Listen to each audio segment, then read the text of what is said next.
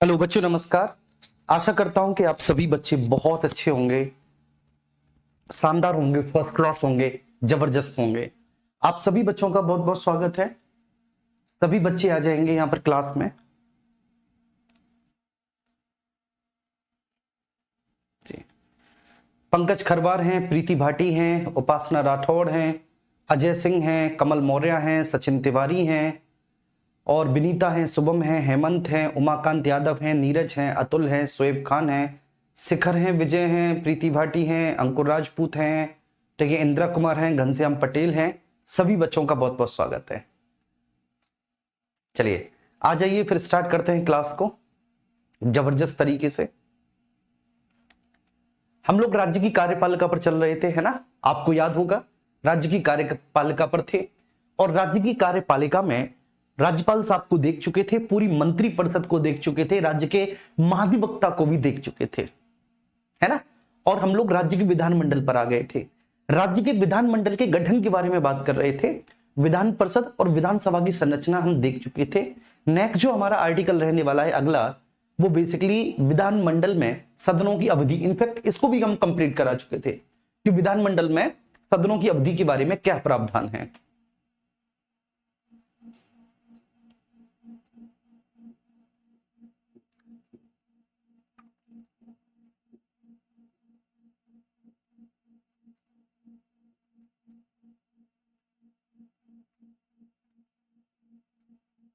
जी हाँ, आर्टिकल 172, बिल्कुल बेटा सही कहा। आर्टिकल 172 जिसमें राज्य विधानमंडल के सदनों की अवधि को हम देख चुके थे। ठीक है, नमस्ते जी, नमस्ते बेटा। उम्र में छूट मिल जाएगी, आप चिंता ना करो, आप लोग लगे रहो। उम्र में छूट मिल जाएगी, पता नहीं क्यों, ठीक है, मेरी अंतरात्मा ऐसी बोल रही है कि उम्र में छूट मिलेगी और लगभग 24 साल तक, ठीक है, मतलब 18 से और 24 साल तक वालों को यूपी पुलिस में जनरल के फॉर्म भरने दिए जाएंगे, ऐसा मुझे लग रहा है। ठीक है, ये मेरा अंतर्मन बोल रहा है। बाकी का आप लोग संघर्ष करते रहो, ठीक है, आप लोगों के साथ हम तो हैं ही। सर ने वीडियो भी बनाया था। लोग बस केवल प्रोटेस्ट की बात करते हैं कि ये करो वो करो, ठीक है, वो सब नहीं किया सर ने। एक्चुअली वो बताया कि किस तरह से एज रिलैक्सेशन आपको मिल सकता है, वो पॉसिबल रास्ते भी सर ने बताए कि कैसे कैसे आप जो है ना इसको विधि पूर्वक, ठीक है, लॉफुल बेसिकली अपने हक में इस फैसले को करवा सकते हो। तो मतलब कितनी शानदार प्रेजेंटेशन थी, कितना जबरदस्त तरीके से आपको बताया, ठीक है। और एक व्यक्ति, ठीक है ना, इस तरह से कैसे इतने बढ़िया शब्दों का प्रयोग कर सकता है, मैं तो बड़ा आश्चर्य था जब मैंने वो वीडियो देखा। ठीक है, तो आप बस लगे रहो, ठीक है, जो भी विधि पूर्वक रास्ते हैं जिनमें किसी भी तरह का कोई फिजिकल प्रोटेस्ट ना हो, ये ना हो, ठीक है, आप अपनी मांगों को रखते रहो, मिल जाएगा। ठीक है, चलिए, तो आप लोग बिल्कुल चिंता ना कीजिएगा और आप लोग यहाँ पर फोकस कीजिएगा, ठीक है, सब लोग। और बाकी का देखो, ठीक है, कभी कभी मेरे 2-3 स्टूडेंट ऐसे थे कि जिनका इसी यूपीएसआई में हुआ था, लेकिन उससे पहले वाली कांस्टेबल में नहीं हो पाया था। जो आज से 5 साल वाली 5 साल पहले कांस्टेबल की भर्ती आई थी, उसमें उनका नहीं हो पाया, कांस्टेबल वाले में नहीं हो पाया और वो दरोगा बन गए। तो पता है वो क्या बोलते हैं? वो बोलते हैं कि चलो सर, जो हुआ अच्छा हुआ, हो सकता है कि हम कांस्टेबल की नौकरी लेके जीवन भर इसी में खुश रह लेते। ठीक है, तो ये तो वो पता नहीं किस्मत ने, ठीक है, उन लोगों के लिए कुछ और ही चुन रखा हो, शायद यूपीएसआई, दरोगा जैसी बड़ी भर्ती, या फिर कोई और। संदीप चौहान कह रहे हैं प्रयागराज की लाइब्रेरी में आप ही का जलवा है। अरे वाह, थैंक यू।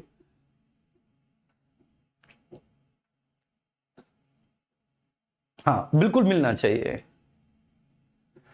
यूपीपी के एग्जाम से पहले बेटा, ठीक है, मैं पता है क्या, 31 तारीख तक आपका सिलेबस में कंप्लीट करवा दूंगा, ठीक है, जो मेरा है। और बिल्कुल, ठीक है, मतलब इससे पहले आज तक मैंने इतना डिटेल पॉलिटी नहीं पढ़ाया। या तो मैं अपने पीसीएस के बैचेस में पढ़ाता हूं या मैं आपको पढ़ा रहा हूं डिटेल पॉलिटी। ठीक है पवन कुमार जी, चलिए आइए, बहुत अच्छे। अब इसके बाद आर्टिकल 173 पे आएंगे। जो आर्टिकल 173 है, आर्टिकल 173, आर्टिकल 173 में राज्य विधानमंडल के सदस्यों की योग्यताओं के बारे में चर्चा है। राज्य विधानमंडल के सदस्यों की योग्यताओं के बारे में सबसे पहली योग्यता तो यही होगी कि भाई वो भारत का नागरिक हो, है ना? सबसे पहली योग्यता यही है कि भारत का नागरिक हो। दूसरा, अगर वह विधानसभा के सदस्य बनना चाह रहे हैं तो विधानसभा के सदस्य के लिए मिनिमम 25 वर्ष और अगर वे विधान परिषद का सदस्य बनना चाह रहे हैं तो मिनिमम 30 वर्ष की आयु उनको पूरी कर लेनी चाहिए। बस दूसरी ये है। ठीक है। तीसरा मेरे प्यारे बच्चे, वह संघ सरकार, राज्य सरकार या किसी भी स्थानीय प्राधिकरण के अधीन कोई लाभ के पद को, ऑफिस ऑफ प्रॉफिट को धारण ना करते हो, पागल या दिवालिया ना हो, चुनाव संबंधी किसी अपराध में चुने जाने के अधिकार से वंचित ना किए गए हो, ठीक है ना, और इसके अलावा किसी गंभीर अपराध में वो सजा ना काट रहे हो।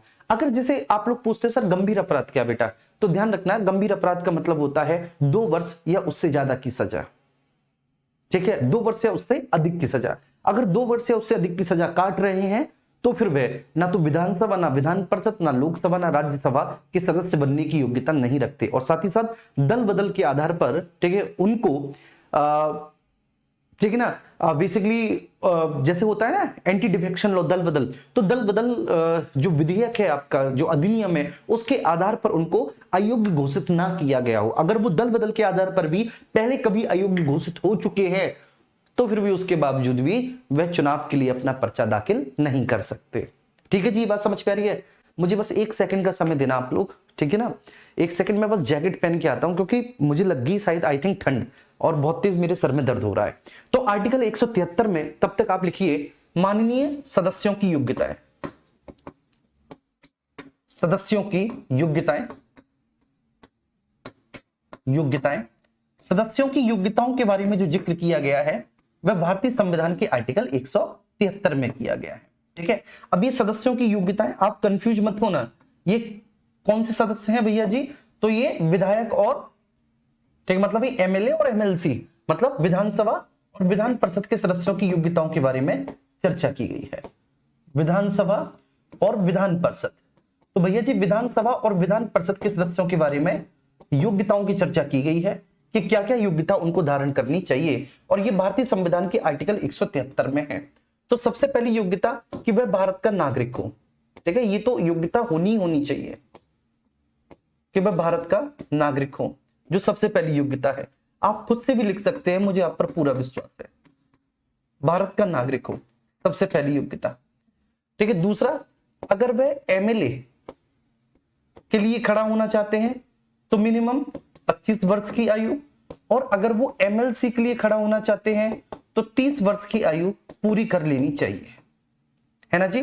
तो एमएलए के लिए उनको भैया जी कितना, एमएलए के लिए उनको 25 वर्ष और एमएलसी के लिए 30 वर्ष की आयु पूरी कर लेनी चाहिए, की आयु पूरी कर लेनी चाहिए, पूरी कर लेनी चाहिए, पूरी कर लेनी चाहिए, कर लेनी चाहिए। उम्मीद करता हूं ये बात भी समझ में आ गई होगी आपको। तो सर एमएलए के लिए उनको, ठीक है, 25 वर्ष की आयु पूरी कर लेनी चाहिए, एमएलसी के लिए भैया जी उनको 30 वर्ष की आयु पूरी कर लेनी चाहिए। तो इतनी आयु उनको कंप्लीट कर लेनी चाहिए। ठीक है, ये बात ध्यान रखना, ये आयु के संदर्भ में योग्यता है, ये आयु के संदर्भ में योग्यता है, ये इनको पूरी कर लेनी चाहिए। इसके बाद तीसरा क्या है सर, ठीक है, वह संघ सरकार, राज्य सरकार, संघ सरकार, राज्य सरकार, राज्य सरकार या किसी भी स्थानीय प्राधिकरण के अधीन कोई लाभ के पद को धारण ना करते हो, या किसी भी स्थानीय प्राधिकरण के अधीन, प्राधिकरण के अधीन कोई लाभ का पद धारण ना करते हो, के अधीन कोई लाभ का पद धारण ना करते हो, कोई लाभ का पद धारण ना करते हो, तो वे संघ सरकार, राज्य सरकार या स्थानीय प्राधिकरण के अधीन कोई लाभ का पद धारण ना करते हो,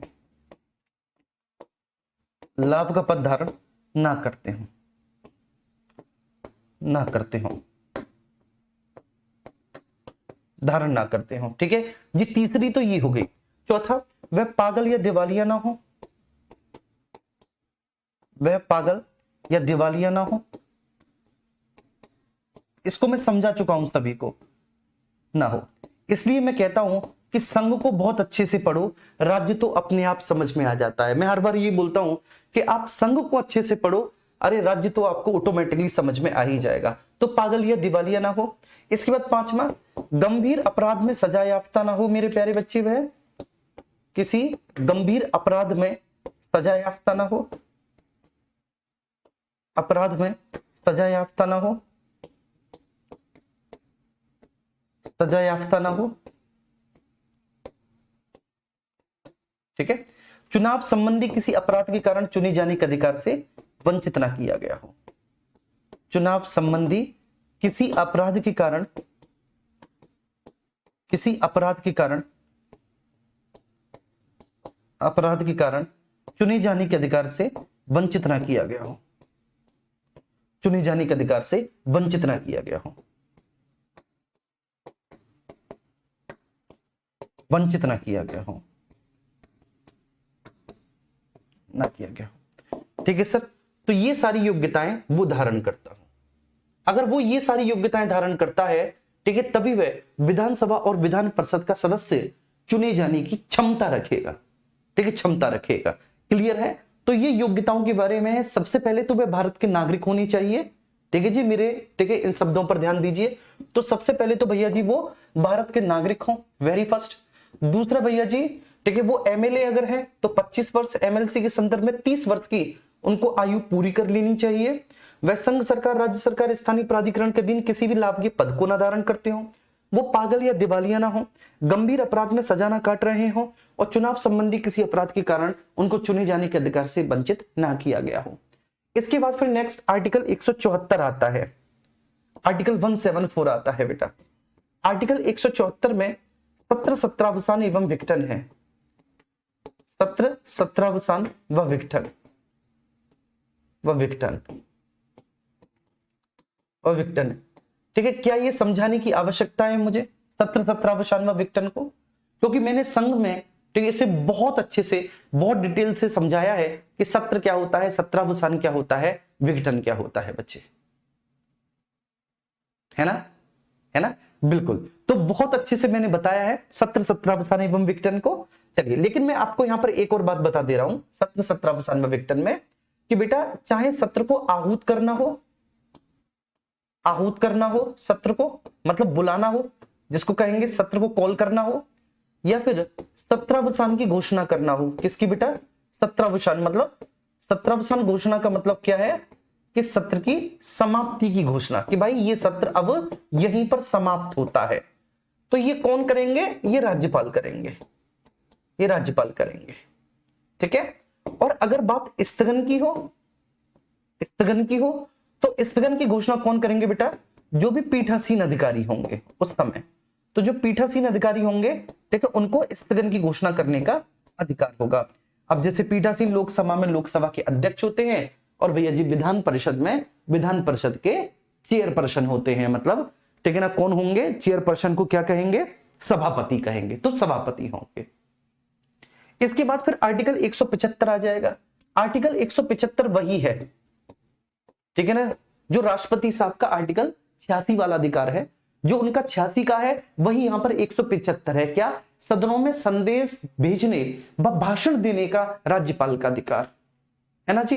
तो सदनों में संदेश भेजने,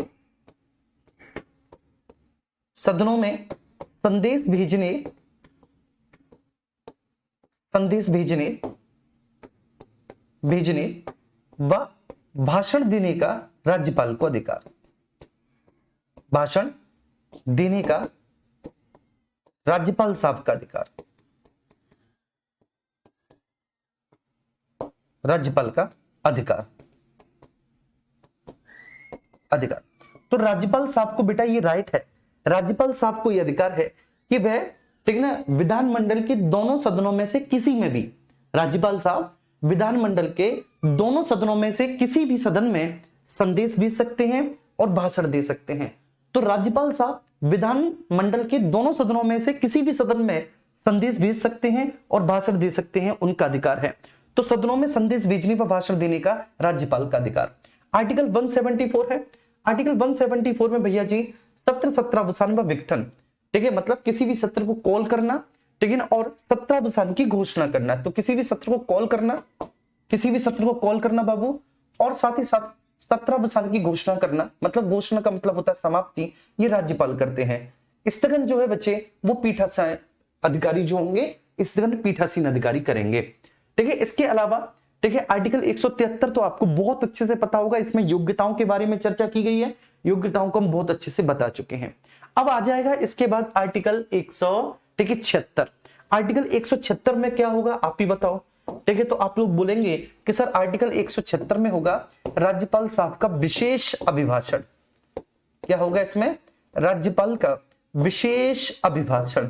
आर्टिकल 176 में राज्यपाल का विशेष अभिभाषण होगा।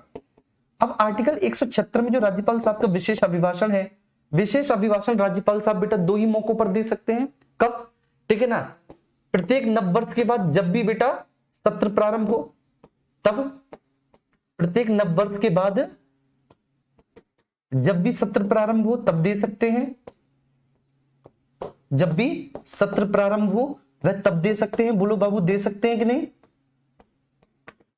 और दूसरा, जब ठीक है नई विधानसभा गठित हो, जब कोई नई विधानसभा गठित हो तब वे विशेष अभिभाषण देंगे, गठित हो। लेकिन ध्यान रखना, जब कभी भी वह विशेष अभिभाषण देंगे, जब कभी भी वह आर्टिकल 176 के तहत क्या करेंगे, जब कभी भी वह आर्टिकल 176 के तहत विशेष अभिभाषण देंगे तो वह विशेष अभिभाषण हमेशा वह ठीक है संयुक्त बैठक में ही देंगे। इसके लिए वह दोनों ही सदनों को पास पास बैठाएंगे। अगर हाँ उस राज्य में बेटा दो सदन है तो, अगर उस राज्य में दो सदन है तो दोनों को पास पास बैठा लेंगे, साथ साथ बैठा लेंगे कि भैया दोनों साथ साथ बैठ जाओ और जो मैं विशेष अभिभाषण दे रहा हूं उस विशेष अभिभाषण को चुपचाप सुन लो, जो मैं विशेष अभिभाषण दे रहा हूं उसको सुन लो। ठीक है जी। इसके बाद फिर आर्टिकल 177 आ जाता है। अभी आपको ऐसे नहीं लग रहा जैसे कि ठीक है आप लोग पॉलिटी के साथ खिलवाड़ कर रहे हो? ऐसे नहीं लगता? देखो यही होता है कि जब किसी भी विषय को हम कॉन्सेप्ट से पढ़ते हैं ना तो ये होता है। अब आर्टिकल 177 हो गया, आप लोग खुद बता सकते हो कि आर्टिकल 177 में क्या होगा कि सर सदनों में मंत्री और महाधिवक्ता के अधिकार होंगे। 177 में वही होगा जो आर्टिकल 88 में होगा। तो जो आर्टिकल 88 में था वही 177 में होगा। क्या होगा सर? सदनों में मंत्रियों, सदनों में मंत्रियों एवं महाधिवक्ता के अधिकार, सदनों में मंत्रियों एवं महाधिवक्ता के अधिकार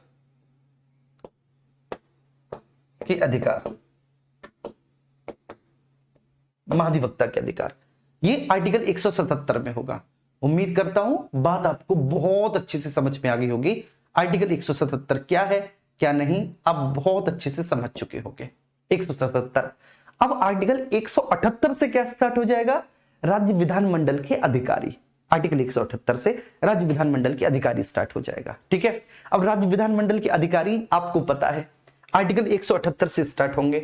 ठीक है, अब जो नेक्स्ट आपका इसमें टॉपिक होगा वो होगा सब राज्य विधानमंडल के अधिकारी। इसे मैं बहुत अच्छे से आपको समझा दूंगा अधिकारी, क्योंकि यहां पर और संसद में थोड़ा सा अंतर है। अब यहां पर और संसद में थोड़ा सा अंतर है तो इसे समझाना मेरा काम है। राज्य विधानमंडल के अधिकारी, तो बेटा आप कैसे लिखोगे? आप ऐसे लिखोगे 178, 179, 180, 181। ठीक है ना? अच्छा, जैसा 178 होगा वैसा ही 182 होगा, जैसा 179 होगा वैसा ही 183 होगा, जैसा 180 होगा वैसा ही 184 होगा, और जैसा 181 होगा वैसा ही 185 होगा। बोलो मानते हो कि नहीं आप लोग? बताओ मुझे। ठीक है ना, आप लोग मानते हो कि नहीं वैसा ही होगा? ठीक है, एक सेकंड का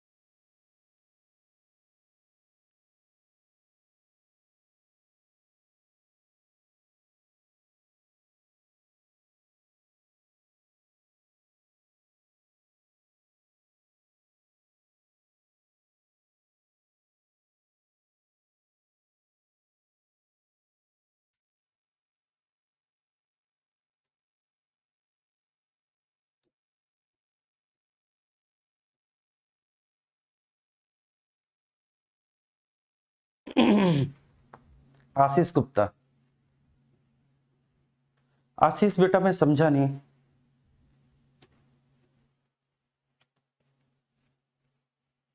जी है ना, देखो बहुत सिंपल है ना, राज्य विधानमंडल की अधिकारी, बड़ा सिंपल है बेटा। हाँ बहुत अच्छे, बड़ा सिंपल है, ठीक वैसा ही है। ठीक है, जैसे वहां पर था बेटा, जैसे आर्टिकल 89 से लेके और आर्टिकल 96 तक था, ठीक है, ठीक वैसा ही यहां पर आर्टिकल 178 से लेकर 185 तक है। अब मैं क्या ये बात दावे के साथ बोल सकता हूं, आप लोग मुझे बताइए ना। जी बेटा,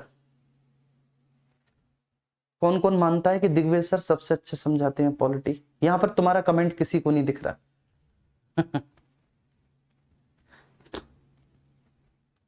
देखो सर, मैं एक ही काम कर सकता हूं, या तो मैं पढ़ा सकता हूं या फिर मैं आपके कमेंट देख सकता हूं। जैसे आप लोग कह रहे हैं कि सर आप कमेंट तो देख लीजिए, ठीक है, जब मैं पढ़ाता हूं तब मैं आपके कमेंट नहीं देखता, और जब कमेंट देखता हूं तब मैं पढ़ाता नहीं हूं, तो एक ही काम कर सकता हूं ना।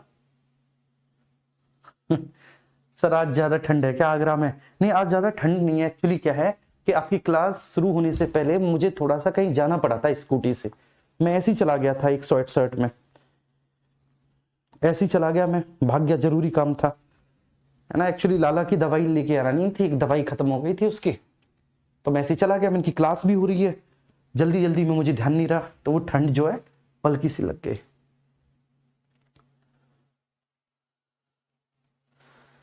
चलिए, हैंडसम लग रहा हूं यार, हैं सही बताओ यार, अभी तो तुम्हारे कमेंट देख रहा हूं, देखना, और यार सही है यार, बढ़िया लग रहा हूं मैं।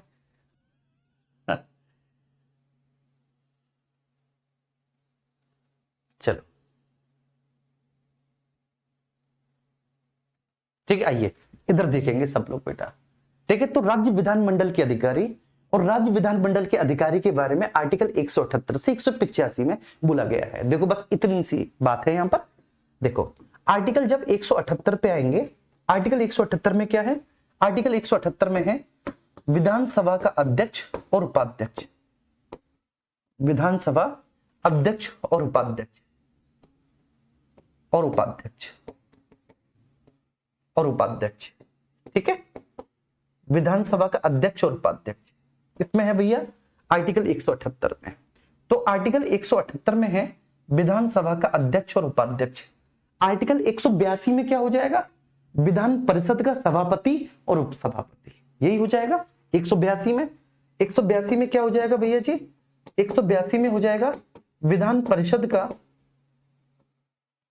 का सभापति,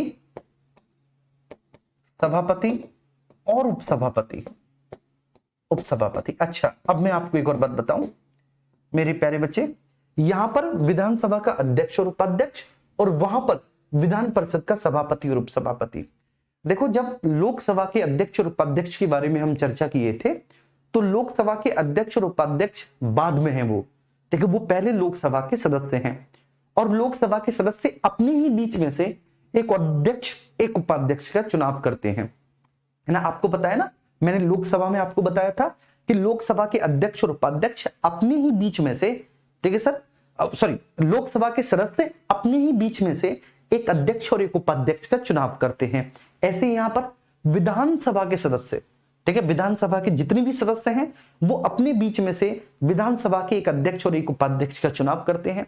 ऐसे ही भैया जी, लेकिन राज्यसभा में यह था कि राज्यसभा में जो राज्यसभा का सभापति है वो वहां का सदस्य नहीं है, क्योंकि वह उपराष्ट्रपति है। लेकिन यहां ऐसा नहीं है, यहां पर विधान परिषद का सभापति और उपसभापति बाद में है, पहले वो विधान परिषद का सदस्य है। और यहां पर भी सेम वही है कि विधान परिषद के सदस्य बेटा अपने ही बीच में से एक सभापति और एक उपसभापति का चुनाव करते हैं, ठीक है। यहां पर क्या हो जाएगा सर?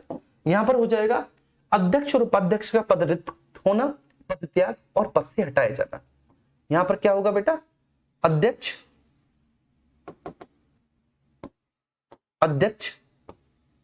और उपाध्यक्ष का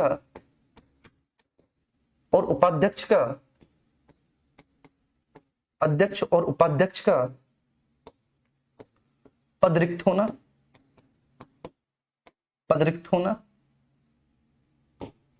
पद त्याग,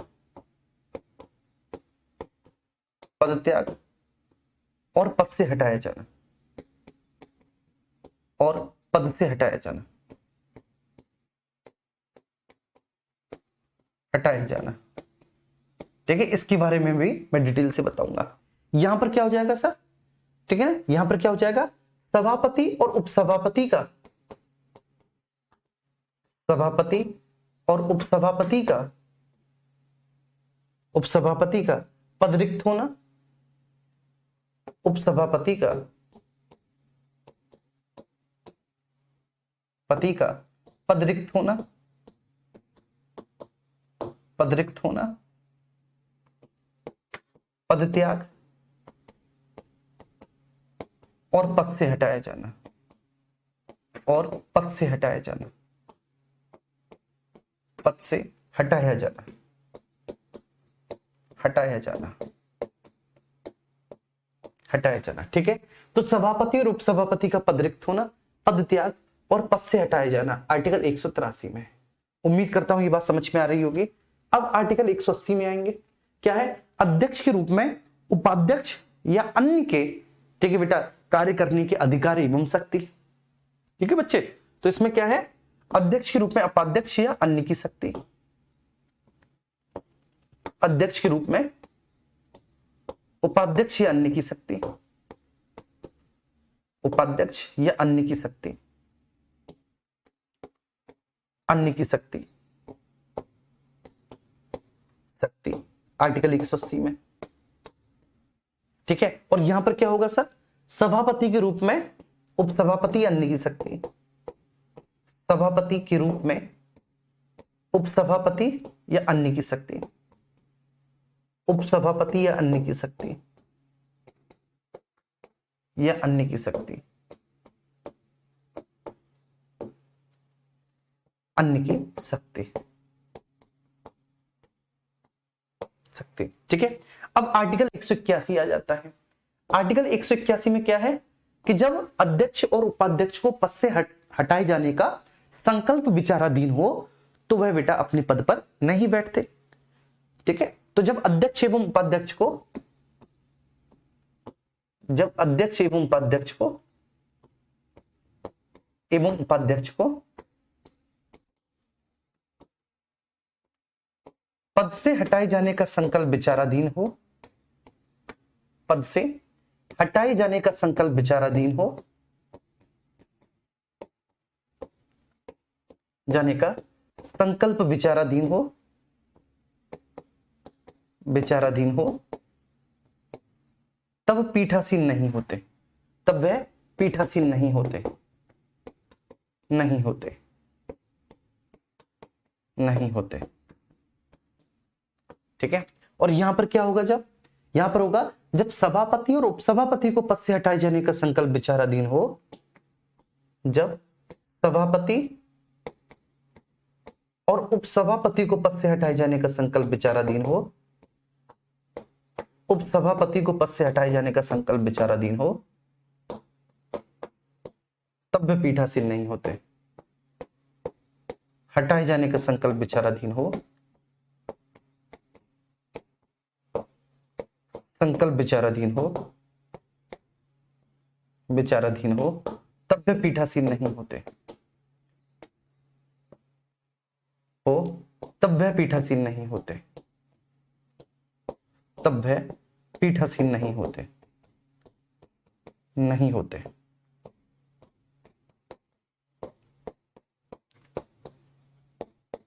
नहीं होते हैं।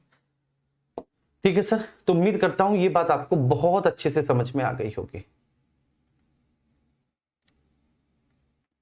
अब मैं, ठीक है, एक एक बात आपको समझा देता हूं। ये तो लिखवाने वाली बात रही कि ये मैंने आपको लिखवा दिया, अब मैं आपको समझाता हूं। सबसे पहले विधानसभा का अध्यक्ष और उपाध्यक्ष। देखो, विधानसभा के अध्यक्ष और उपाध्यक्ष से पहले वो विधानसभा के सदस्य हैं, और अगर वो विधानसभा के सदस्य हैं तो इसका मतलब ये है कि वह अपने क्षेत्र के विधानसभा क्षेत्र की जनता के द्वारा निर्वाचित होकर आए हैं। ठीक है, तो उस क्षेत्र विशेष की विधानसभा क्षेत्र की जो जनता है, विधानसभा क्षेत्र की जनता ने उनको सबसे ज्यादा वोट किए हैं, वो पहले उस क्षेत्र के, ठीक है, विधानसभा क्षेत्र के सदस्य हैं। ठीक है ना, वहां के वो विधायक हैं। क्लियर है, ध्यान रखना। फिर उसके बाद सदस्यों ने अपने ही बीच में से चुनाव किया और विधानसभा के एक अध्यक्ष और एक उपाध्यक्ष का, ठीक है, उन्होंने बेटा क्या किया, चयन किया। चलिए, इसके बाद विधान परिषद के सभापति और उपसभापति, सेम यही है कि वो विधान परिषद के सभापति और उपसभापति बाद में होंगे, पहले वो विधान परिषद के सदस्य हैं, ठीक है। तो वो विधान परिषद के सदस्य हैं, पहले वो एमएलसी हैं, फिर बाद में वे सभापति और उपसभापति बने, ठीक है। इसके बाद अध्यक्ष और उपाध्यक्ष का पद रिक्त होना। अब यहां पर हम बात करते हैं पद रिक्त होना। तो देखो, सबसे पहले पद रिक्त होने का मतलब यह है कि पद रिक्त निम्न कारणों से हो सकता है, क्योंकि मैंने बोला ना कि वो अध्यक्ष और उपाध्यक्ष बाद में है, पहले वो कौन है, सदस्य हैं।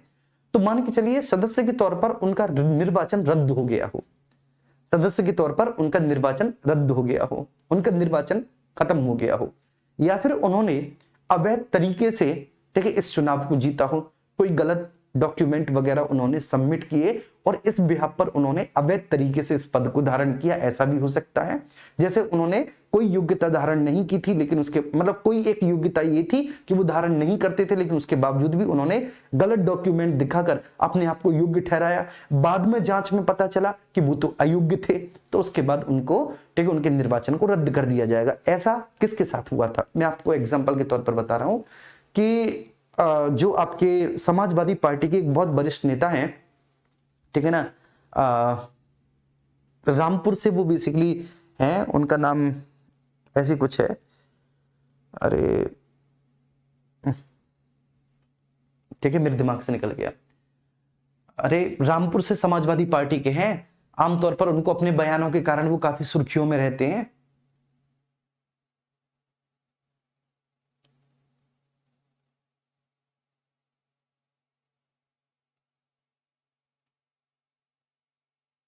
चलिए, सागर बेटा वो इनफ नहीं है वो, ठीक है ना। चलो, आजम खान, यस यस, ओमवीर ने बोला आजम खान, जी बेटा आजम खान। तो आपको पता होगा कि आजम खान का बेटा, ठीक है ना, विधायक का दावेदार था, मतलब वो बेसिकली उसने एमएलए के लिए अप्लाई किया था, ठीक है ना, टिकट मिल गई थी समाजवादी पार्टी से ही उसे, तो उसकी उम्र पूरी नहीं हो पाई थी, मतलब वो 25 साल का पूरा नहीं हो पाया था, और उसने जो ना गलत दस्तावेजों के आधार पर, ठीक है, नॉमिनेशन कर दिया, और ठीक है ना, जीत भी गया वो चुनाव, क्योंकि आजम खान बहुत बड़ा नेता है, ठीक है ना, उसका बेटा था, तो आजम खान का बेटा ही होना, ठीक है ना, तो इसी बिहाफ पे वो जीत गया। बाद में फिर जो है ना इसकी शिकायत, ठीक है ना, इसी बात की कि ऐसे ऐसे वो गलत दस्तावेजों को प्रस्तुतिकरण के माध्यम से चुनाव को जीता है, उसकी आयु पूरी नहीं हो पाई थी। तो उसी विधानसभा क्षेत्र के एक व्यक्ति जो कि भाजपा के नेता थे, ठीक है, उन्होंने ये शिकायत दर्ज कर दी, ठीक है, हाईकोर्ट में।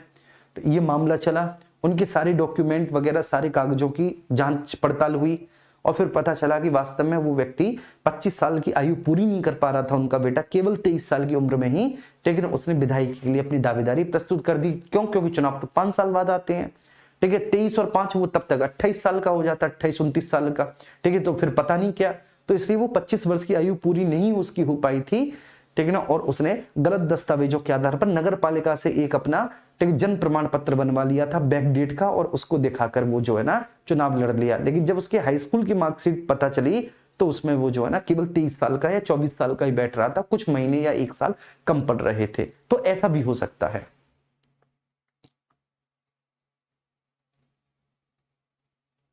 जी बेटा, बहुत अच्छे, ठीक है, तो ये वाला है, तो ये आपको समझ में आया होगा।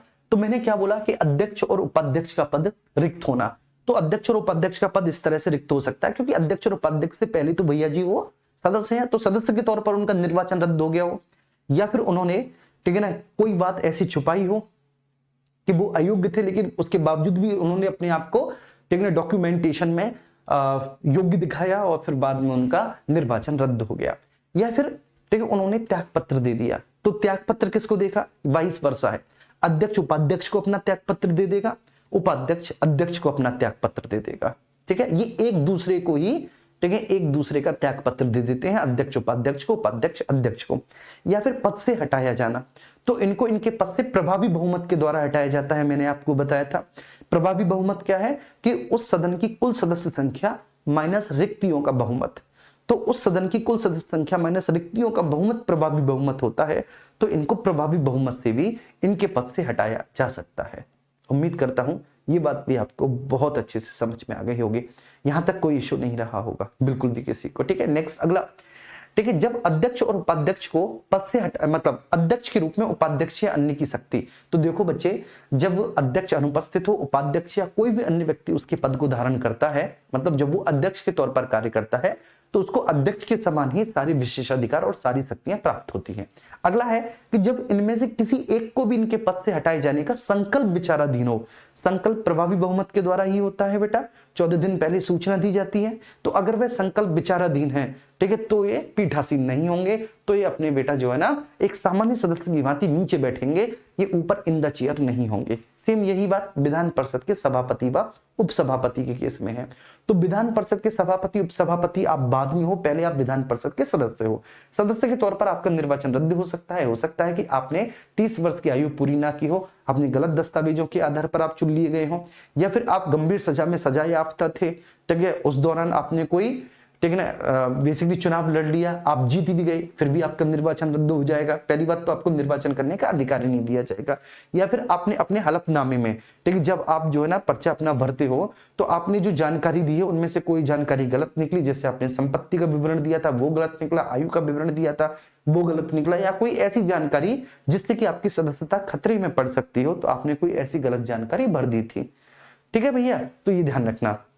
त्यागपत्र दोनों एक दूसरे को दे लेंगे, सभापति उपसभापति को, उपसभापति सभापति को, और पद से इनको ठीक वैसे ही हटाया जाएगा प्रभावी बहुमत से। 14 दिन पहले इसकी सूचना दे दी जाएगी। प्रभावी बहुमत क्या है सर? कुल सदस्य संख्या माइनस रिक्तियों का बहुमत होता है। इसके बाद जब इनको इनके पद से हटाए जाने का संकल्प विचाराधीन होगा, तो फिर ये इन द चेयर नहीं होंगे, तो ये पीठासीन नहीं होंगे। बस इतनी सी बात है, आप खुद से भी इस बात को लिख सकते हैं। ठीक है, ध्यान रखना। तो आर्टिकल 185 तक अगर हम बात करें, तो आर्टिकल 185 तक हम दावे के साथ बोल सकते हैं कि एक एक आर्टिकल हमको याद होगा।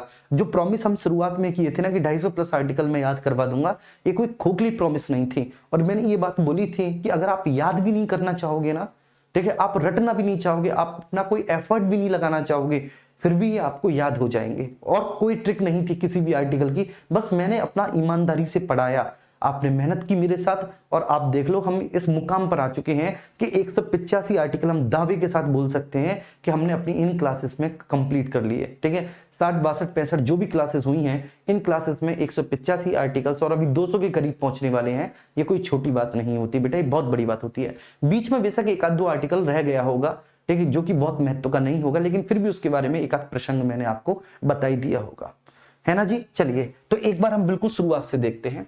सबसे पहले माननीय सदस्यों की योग्यताएं। ये जो सदस्यों की योग्यताएं हैं, ये सदस्यों की योग्यताएं भैया जी किसके लिए है? ये एमएलए और एमएलसी के लिए है। आप एमएलए और एमएलसी में अंतर पहली बार समझे, इस बात की मुझे बहुत खुशी हुई जब आप लोगों ने कमेंट किए कि सर पहली बार हमें समझ में आया कि विधान परिषद और विधानसभा क्या होती है। मुझे बहुत अच्छा लगा, बस इसीलिए तो बच्चे मैं यहाँ पर आपको पढ़ा रहा हूं। तो सदस्यों की योग्यताएं आर्टिकल 173 में है। ठीक है, विधानसभा सदस्य और विधान परिषद के सदस्य। जो विधानसभा सदस्य हैं उनको हम मेंबर ऑफ लेजिस्लेटिव असेंबली कहते हैं। आप किसी से पूछ भी सकते हैं, या कोई भी आपसे पूछे आपके घर का बड़ा बूढ़ा कि एमएलए की फुल फॉर्म क्या है और एमएलए और एमएलसी में क्या अंतर होता है, तो आप बता सकते हैं। ठीक है, ऑब्वियस सी बात है, एमएलए के अधिकार व्यापक हैं। क्यों अधिकार व्यापक हैं? क्योंकि एमएलए जनता के द्वारा प्रत्यक्ष रूप से निर्वाचित है, एमएलसी अप्रत्यक्ष रूप से निर्वाचित है ना जी। क्लियर है जी। चलिए, तो अब योग्यताओं के बारे में हम बात कर लेते हैं। तो योग्यताओं के बारे में जब हम बात करेंगे, तो योग्यताओं के बारे में पहली योग्यता तो वही है कि आप भारत के नागरिक हो। भारत के नागरिक बेटा आप कैसे भी हो, हमारे यहाँ राष्ट्रपति तक के लिए आप भारत के नागरिक किसी भी प्रकार से हो, जरूरी नहीं कि जन्म से हो। तो ये तो बेटा एमएलए है या एमएलसी है, तो आप कैसे भी भारत के नागरिक हो, कैसे भी, आप जन्म से हो, आप वंशक्रम से हो, आप देशीकरण से हो, या फिर आप किसी भी राज्य क्षेत्र के अर्जित किए जाने के कारण हुए हो, या फिर आप रजिस्ट्रेशन से हुए हो, आप कैसे भी बस भारत के नागरिक हो।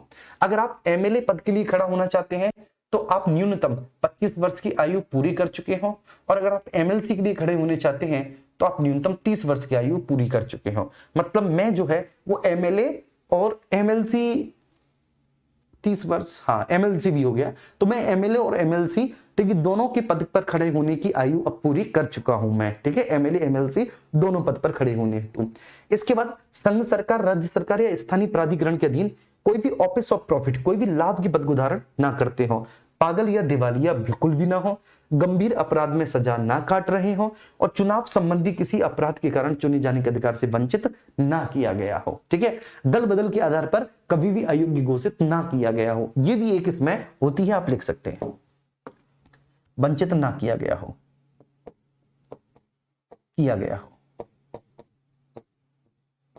ठीक है, और दल बदल के आधार पर भी कभी भी बेटा निर्योग्य या अयोग्य घोषित ना किया गया हो। सत्र सत्रावसान में विघटन, देखो सत्र को बुलाना, कॉल करना, और सत्रावसान की घोषणा करना, ठीक है ना, सत्रावसान की घोषणा मतलब सत्र समाप्ति की घोषणा राज्यपाल करते हैं, स्थगन पीठासीन अधिकारी करते हैं, ठीक है। अब बहुत अच्छे से जानते हैं सत्र सत्रावसान में विघटन क्या होता है। बस मैं एक बात यहां पर ये बताना चाहूंगा कि विघटन जो होता है वह केवल विधानसभा का होगा। यहां पर एक इंफॉर्मेशन लिखना चाहूंगा, माफी चाहूंगा मैं थोड़ा सा अलग लिख रहा हूं, बाद में लिख रहा हूं, ठीक है ना, आपको नोट्स बनाने में दिक्कत हो सकती है, लेकिन ये जरूरी था, और इतना भी जरूरी नहीं था, आप सब कुछ बहुत अच्छे से समझते हैं, लेकिन फिर भी एक आध बच्चा भूल ही सकता है इस बात को। तो विघटन जो होता है, विघटन केवल विधानसभा का होता है, विघटन केवल विधानसभा का होता है, केवल विधानसभा का होता है विघटन, विधानसभा का होता है विघटन बेटा, केवल विधान परिषद का नहीं होता, विधान परिषद का नहीं होता, नहीं होता विघटन, नहीं होता। क्यों नहीं होता विधान परिषद का विघटन? क्योंकि बेटा विधान परिषद एक स्थायी सदन होता है, क्योंकि विधान परिषद जो होता है वो क्या होता है, एक स्थायी सदन होता है विधान परिषद। उम्मीद करता हूं ये बात आपको बहुत अच्छे से समझ में आ गई होगी, है ना। इसके बाद सदनों में संदेश भेजने, भाषण देने का राज्यपाल का अधिकार है, और राज्यपाल का विशेष अभिभाषण, राज्यपाल जब कभी भी विशेष अभिभाषण बुलाएंगे तो अगर उस राज्य में, उस राज्य के विधानमंडल में 2 सदन है तो वे दोनों सदनों को पास पास बैठा लेंगे। जैसे घर के बड़े बुजुर्ग नहीं बैठा लेते सभी बच्चों को पास पास, तो ऐसे ही दोनों को पास पास बैठा लेंगे, और 2 ही अवसरों पर ये विशेष अभिभाषण अपना दे सकते हैं। एक, ठीक है, प्रत्येक न्यू ईयर के बाद जब भी सेशन स्टार्ट हो, और दूसरा जब कभी भी नई विधानसभा गठित हुई हो प्रत्येक 5 वर्ष के अंतराल पर।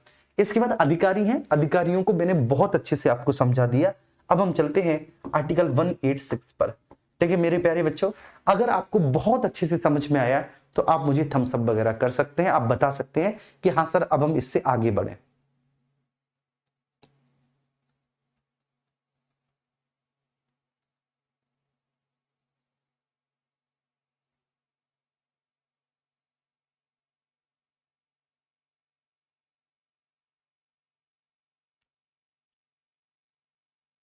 चलिए ठीक है, तो एक बार सब लोग थम्स अप कर देंगे, फिर हम कैरी फॉरवर्ड करते हैं आगे, और कोशिश हमारी ये रहेगी कि आज हम राज्य को खत्म ही कर लेंगे, क्योंकि आर्टिकल 186 पे हम पहुंच चुके हैं, और उधर आर्टिकल 214 से हम पढ़ा ही चुके हैं। आपको 214 से 232 तक हमने हाई कोर्ट पढ़ाई दिए सारे, है ना। तो हाई कोर्ट तो हमें पढ़ाना है ही नहीं, बस केवल ये बचा हुआ है, इसको हम खत्म कर लेंगे, और फिर कल से हम स्टार्ट करेंगे बेसिकली आपका, ठीक है, संघ, संघ राज्य क्षेत्र, यूनियन टेरिटोरी, संघ राज्य क्षेत्र। एक बच्चे का कमेंट है, देख लेता हूं, तारीफ है या फिर कोई डाउट है। अच्छा, निधि है, कह रही है सर आपकी पॉलिटी समझ में ना आए, ऐसा हो ही नहीं सकता। चलिए, और शोएब खान है, सर थम्स अप नहीं देंगे आपको दिल दे देंगे। चलिए थैंक यू, बहुत अच्छी बात है, ठीक है।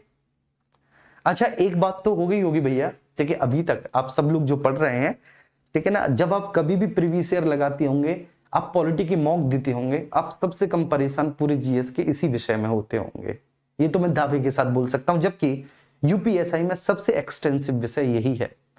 बात समझ में आ रही है? मैं ऐसा क्यों बोल रहा हूं, मैं और विषयों के बारे में इसलिए नहीं बोल रहा क्योंकि और विषयों को बेसिकली आपने उतना डिटेल में नहीं पढ़ा है, वो केवल आपने वनडे कॉम्पिटिटिव एग्जामिनेशन के अप्रोच के साथ पढ़ा है, इस विषय को आपने डिटेल में पढ़ा है। आप ये मत सोचिएगा मैं अपनी तारीफ कर रहा हूं, नहीं, इसको आपने डिटेल में पढ़ लिया, और ये यूपीएसआई में ज्यादा पूछा भी जाता है।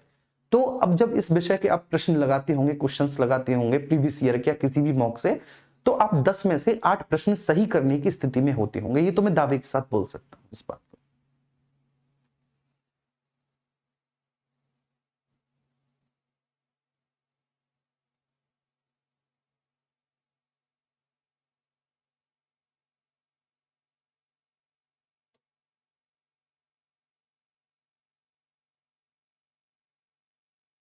मैं बताऊंगा बेटा, ये भी मैं बताऊंगा।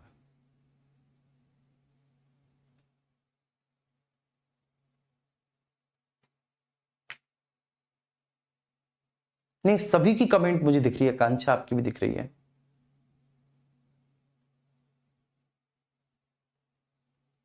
चलिए ठीक है, आइए। ठीक है जी मेरे प्यारे बच्चे,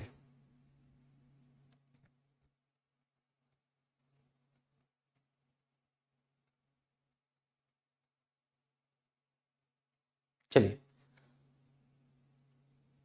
आर्टिकल 186 बताइए।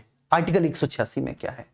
आर्टिकल 186 में बेटा वही माननीय सदस्यों के वेतन एवं भत्ते, वेतन एवं भत्ते। अब बेटा देखो, वेतन एवं भत्ते जो होते हैं माननीय सदस्यों के, वो प्रत्येक राज्य के विधानमंडल के अलग अलग होते हैं।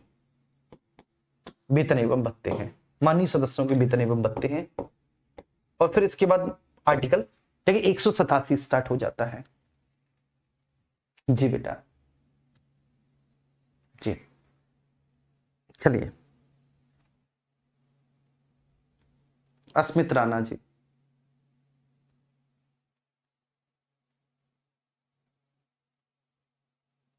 आगे चलते हैं 186 पर, बिल्कुल 186 पर आगे माननीय सदस्यों के वेतन एवं भत्ते हैं। ठीक है, अब एक प्रश्न आया था कि सर थोड़ा सा मुझे कार्यकाल के बारे में ठीक है ना दिक्कत हो रही है। एक बच्चे का था कार्यकाल, देखो एमएलए और एमएलसी, इनके कार्यकाल के बारे में मैं आपको क्लियर कर देता हूं, दोनों का केवल। ठीक है, मैं एमएलए और एमएलसी की कार्यकाल के बारे में आपको क्लियर करूंगा, आप लोग बहुत अच्छे से ठीक है इसे देखेंगे। देखो जो एमएलए का कार्यकाल होगा वह 5 साल का होगा, 5 वर्ष का होगा। क्यों? क्योंकि सर विधानसभा का कार्यकाल भी 5 वर्ष का होता है, विधानसभा का कार्यकाल भी 5 वर्ष का होता है, 5 वर्ष का है, तो उसके सदस्य का कार्यकाल भी 5 वर्ष का होगा। एमएलसी का कार्यकाल होगा बेटा 6 वर्ष का। क्यों? क्योंकि विधान परिषद है स्थायी सदन, क्योंकि विधान परिषद क्या है बाबू, राज्यसभा की भांति विधान परिषद एक स्थायी सदन है, एक स्थायी सदन है। हाँ, इसके ठीक है 1/3 सदस्य ठीक है प्रति 2 वर्ष बाद अवकाश ग्रहण करते हैं, ये बात सही है, प्रति 2 वर्ष बाद अवकाश ग्रहण करते हैं, जो कि मैंने आपको राज्यसभा में बताया था कैसे अवकाश ग्रहण करते हैं, ग्रहण करते हैं। ठीक है, 1/3 सदस्य प्रति 2 वर्ष बाद अवकाश ग्रहण करते हैं। अब आर्टिकल 187 है, 187 पे आएंगे फटाफट से और बताएंगे आर्टिकल 187 क्या है।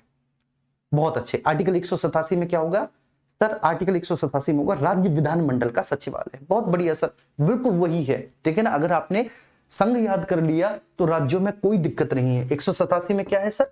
राज्य विधानमंडल का सचिवालय। बहुत अच्छे, किस बच्चे ने जवाब दिया था मैं उसका नाम भूल गया, लेकिन बेटा अगली बार मैं तुम्हारा नाम जरूर लूंगा सबके सामने। राज्य विधानमंडल का सचिवालय, विधानमंडल का सचिवालय। ठीक है सर, ये आर्टिकल 187 में राज्य विधानमंडल के सचिवालय के बारे में चर्चा कर रखी है। 187 तक हम आ चुके हैं, अब हमें आर्टिकल 188 पर जाना है। अब हमें आर्टिकल 188 पर जाना है। आर्टिकल 188 को पढ़ना है, बहुत अच्छे से पढ़ना है, बहुत डिटेल में पढ़ना है जी। ठीक है, अब आर्टिकल 188 में क्या है? माननीय सदस्यों के द्वारा ली जाने वाली शपथ एवं प्रतिज्ञा, वही है आर्टिकल 188 में। माननीय सदस्यों के द्वारा ली जाने वाली शपथ एवं प्रतिज्ञा के द्वारा ली जाने वाली शपथ एवं प्रतिज्ञा, ली जाने वाली शपथ एवं प्रतिज्ञा। अब इसमें मैं आपको बहुत सारी चीजें समझाऊंगा, आप समझना। शपथ एवं प्रतिज्ञा एवं प्रतिज्ञा, ठीक है। तो इसमें है भैया माननीय सदस्यों के द्वारा जो ली जाने वाली शपथ है, तो माननीय सदस्यों के द्वारा ली जाने वाली शपथ एवं प्रतिज्ञा के बारे में चर्चा आर्टिकल 188 में की गई है। देखो विधानसभा जो है वो, विधानसभा का तो कार्यकाल 5 वर्ष का होता है, और जब विधानसभा का कार्यकाल पूरा हो जाता है तो विधानसभा के सभी सदस्यों का भी कार्यकाल पूरा होता है। बोलो बाबू, है कि नहीं भाई? विधानसभा का कार्यकाल 5 साल का है। अगर विधानसभा का कार्यकाल पूरा हुआ है ना, तो विधानसभा के सदस्यों का भी कार्यकाल पूरा हो गया। अब जब सदस्यों का कार्यकाल पूरा हो गया तो उस समय जो विधानसभा अध्यक्ष और उपाध्यक्ष थे एज ए सदस्य, उनका भी कार्यकाल पूरा हो गया। इनफैक्ट एज ए अध्यक्ष उनका भी कार्यकाल पूरा हो गया। तो यहां पर कार्यकारी अध्यक्ष जो है ना, राज्यपाल नियुक्त कर देता है। जब कभी भी नई विधानसभा गठित होती है तो उसको प्रोटेम स्पीकर नहीं कहा जाएगा, उसको कार्यकारी अध्यक्ष कहा जाएगा। ध्यान रखना, उसको प्रोटेम स्पीकर केवल हम लोकसभा के लिए प्रयोग करते हैं इस टर्मिनोलॉजी को, इस शब्द को, उसको कार्यकारी अध्यक्ष कहेंगे। तो कार्यकारी अध्यक्ष का ठीक है राज्यपाल चयन कर लेता है, या फिर बेसिकली कार्यकारी अध्यक्ष की नियुक्ति कर देता है। अब वो जो कार्यकारी अध्यक्ष है विधानसभा में, वो जो कार्यकारी अध्यक्ष है विधानसभा में, वो नई विधानसभा के सभी सदस्यों को पद एवं गोपनीयता की शपथ दिलाता है। ठीक है, वही शपथ दिलाएगा और वही बेसिकली ठीक है होने वाले विधानसभा के अध्यक्ष और उपाध्यक्ष को भी शपथ दिलाएगा। फिर ठीक है, ये पहली बैठक हो गई विधानसभा की। इसके बाद फिर वो विधानसभा के जो सदस्य हैं ना, वो विधानसभा के सदस्य अपने बीच में से एक अध्यक्ष और एक उपाध्यक्ष का चुनाव कर ही लेंगे। मेरी बात समझ में आ रही है? तो जैसे ही ठीक है ना, किसी भी विधानसभा का कार्यकाल पूरा हुआ, विधानसभा का कार्यकाल पूरा हुआ तो विधानसभा के सदस्यों का कार्यकाल पूरा हुआ, सदस्यों का कार्यकाल पूरा हुआ तो विधानसभा के अध्यक्ष और उपाध्यक्ष, उनका भी तो कार्यकाल पूरा हो गया। अध्यक्ष और उपाध्यक्ष कौन से? दूसरे गोले से आए हुए प्राणी हैं भैया, उनका भी कार्यकाल पूरा हो गया, अध्यक्ष और उपाध्यक्ष का भी।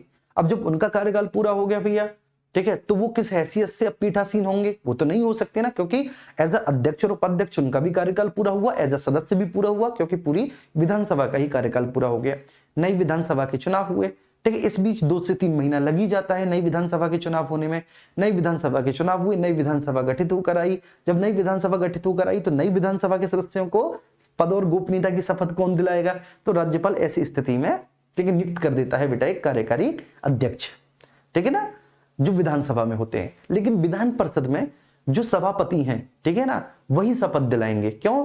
क्योंकि चाहे बेशक किसी भी नए सदस्य, जब कोई आएगा विधान परिषद में, जब कोई भी नया सदस्य ठीक है विधान परिषद में आएगा, ठीक है, तो वो हमेशा ठीक है एक पीठासीन अधिकारी मतलब सभापति को जरूर पाएगा। ऐसा हो ही नहीं सकता, ठीक है, क्योंकि इसमें से 1/3 सदस्य जो हैं वो प्रति 2 वर्ष बाद अवकाश ग्रहण करते हैं। सेम राज्यसभा वाला कॉन्सेप्ट है।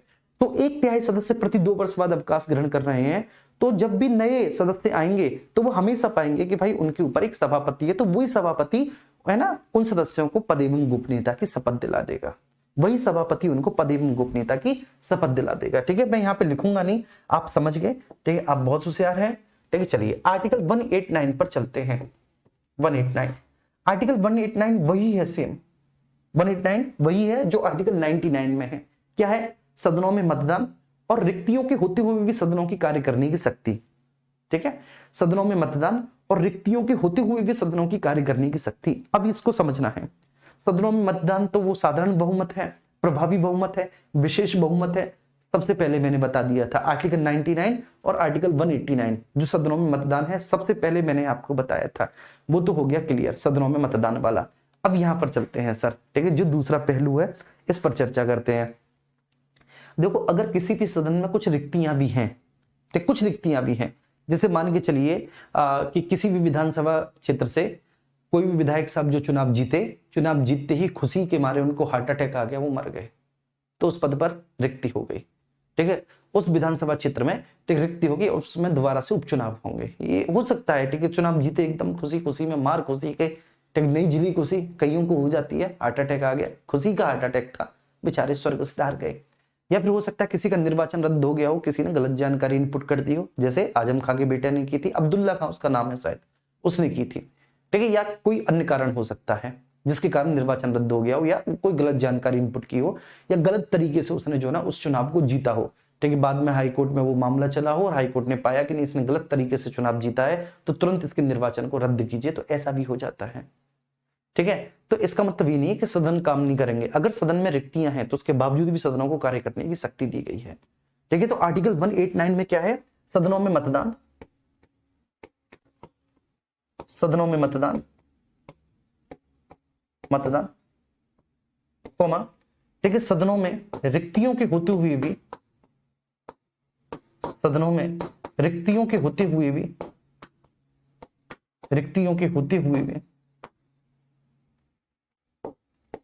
होते हुए भी होते हुए भी उनके कार्य करने की शक्ति, उनके कार्य करने की शक्ति, कार्य करने की शक्ति,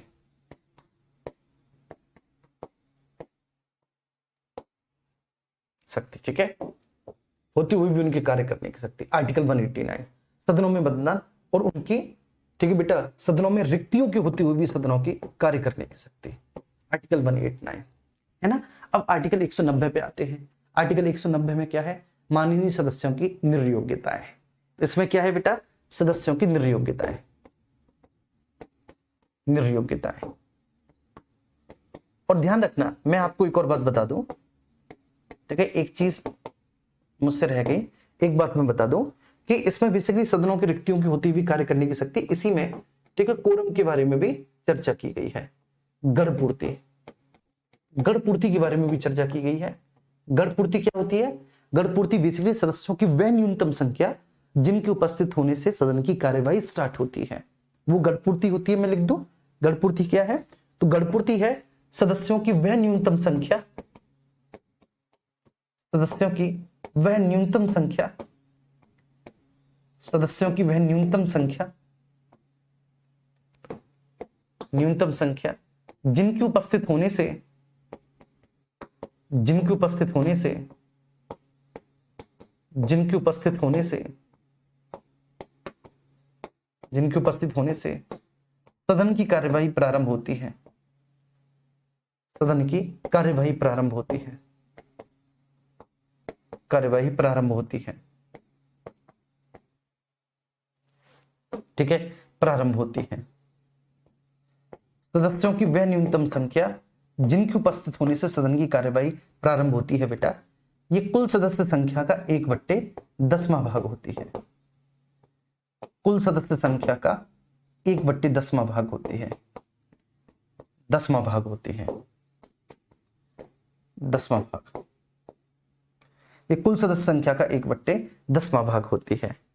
तो सदस्यों की वह न्यूनतम संख्या जिनके उपस्थित होने से सदन की कार्यवाही प्रारंभ होती है, ठीक है। देखो, सबसे पहले जो पीठासीन अधिकारी होगा ना बाबू, आप देख लेना कभी संसद टीवी पर देखना, तो सबसे पहले जो पीठासीन अधिकारी होगा वो गढ़पूर्ति चेक करवाता है सबसे पहले। जैसी गढ़पूर्ति चेक हो जाएगी तब सदन की कार्यवाही आगे स्टार्ट हो गई, ठीक है। आर्टिकल 190 से 193 में क्या है, ठीक है, माननीय सदस्यों की निर्योग्यता है। 193 में, ठीक है, माननीय सदस्यों की निर्योग्यताएं, डिस्क्वालिफिकेशन है, डिस्क्वालिफिकेशन है, माननीय सदस्यों की निर्योग्यता, डिस्क्वालिफिकेशन है, डिस्क्वालिफिकेशन है। आप मुझे बता सकते हैं क्या क्या डिस्क्वालिफिकेशन होंगी? सेम वही होंगी, ठीक है, जो संसद के संदर्भ में थी, जो संसद के संदर्भ में थी वही डिस्क्वालिफिकेशन होंगी। प्लीज मुझे एक बार बताता दो क्या क्या डिस्क्वालिफिकेशन होंगे, प्लीज एक बार मुझे बता दो।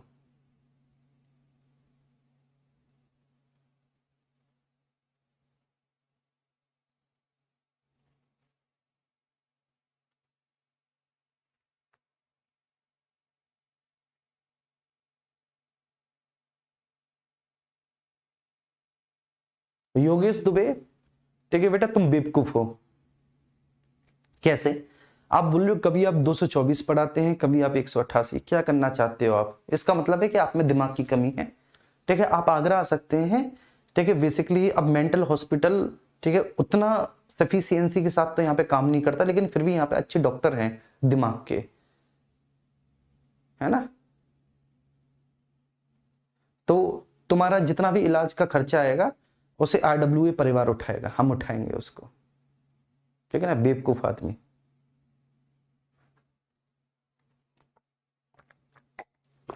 हाँ बोलो सब लोग बेटा।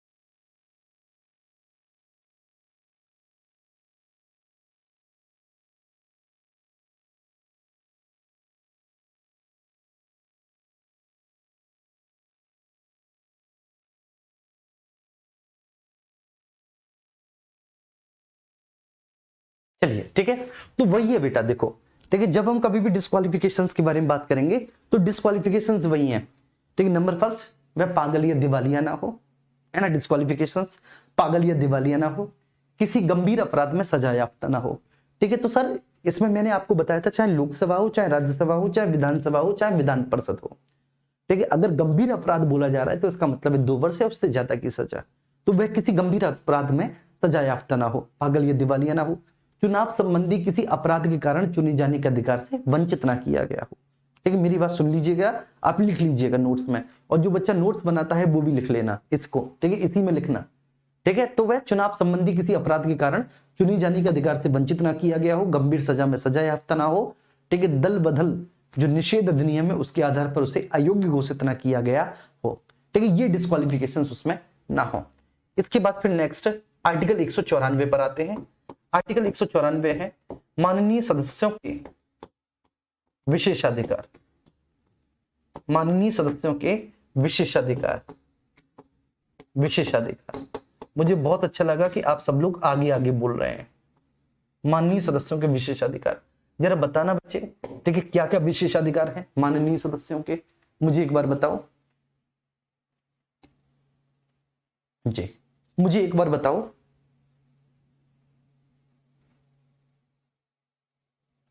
कि माननीय सदस्यों के क्या क्या विशेषाधिकार हैं। तो माननीय सदस्यों के विशेषाधिकार हैं, इसमें माननीय सदस्यों की शक्तियां हैं। बेटा देखो, सबसे पहले विशेषाधिकार और शक्ति तो ये है, जो भैया जी नोट्स बनाते हैं, जो बच्चे नोट्स बनाती है, ठीक है, वो इसको लिखेंगे, ठीक है। क्या है मैं आपको बता रहा हूं, बहुत अच्छे से प्लीज समझना है यहाँ पर। तो माननीय विशेषाधिकार और माननीय सदस्यों के विशेषाधिकार एवं शक्तियां, ठीक है, प्रिविलेजेस एंड पावर्स।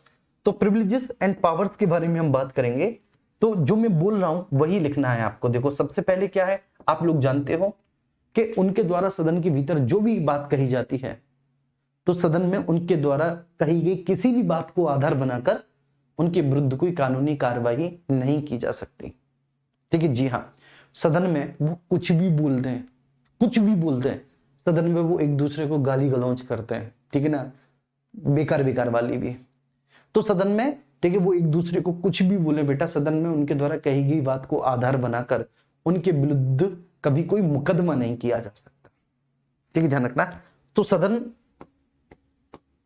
में उनको वाक स्वतंत्रता है, सदन में उनको बोलने की स्वतंत्रता, वाक स्वतंत्रता। देखो कुछ भी बोल सकते हैं सदन में, सदन में उनको वाक स्वतंत्रता है, और इस वाक स्वतंत्रता को आधार बनाकर उनके विरुद्ध कोई, ठीक, मुकदमा नहीं दायर किया जा सकता। हाँ, अनुशासनात्मक कार्रवाई की जा सकती है, उनकी सदस्यता भी रद्द की जा सकती है, तो अनुशासनात्मक कार्रवाई की जा सकती है, ठीक है, उनके विरुद्ध बेटा कोई, ठीक है, उनकी सदस्यता भी रद्द की जा सकती है, लेकिन उनके खिलाफ बच्चे कोई, ठीक, मुकदमा दायर नहीं किया जा सकता, उनके खिलाफ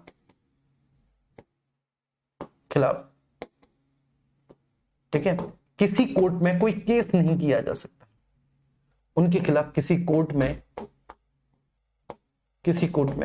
कोई केस नहीं किया जा सकता, केस नहीं किया जा सकता, तो उनके खिलाफ किसी कोर्ट में कोई केस नहीं किया जा सकता।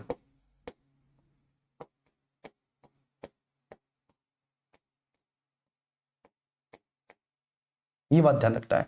तो साहब उनके खिलाफ किसी भी कोर्ट में किसी भी तरह का कोई केस नहीं किया जा सकता है, उनके खिलाफ, ठीक है, किसी कोर्ट में कोई केस नहीं किया जा सकता। तो सदन में वाक स्वतंत्रता का अधिकार है। मैंने फिर से बोला क्या भैया जी, सदन में वाक स्वतंत्रता का अधिकार है।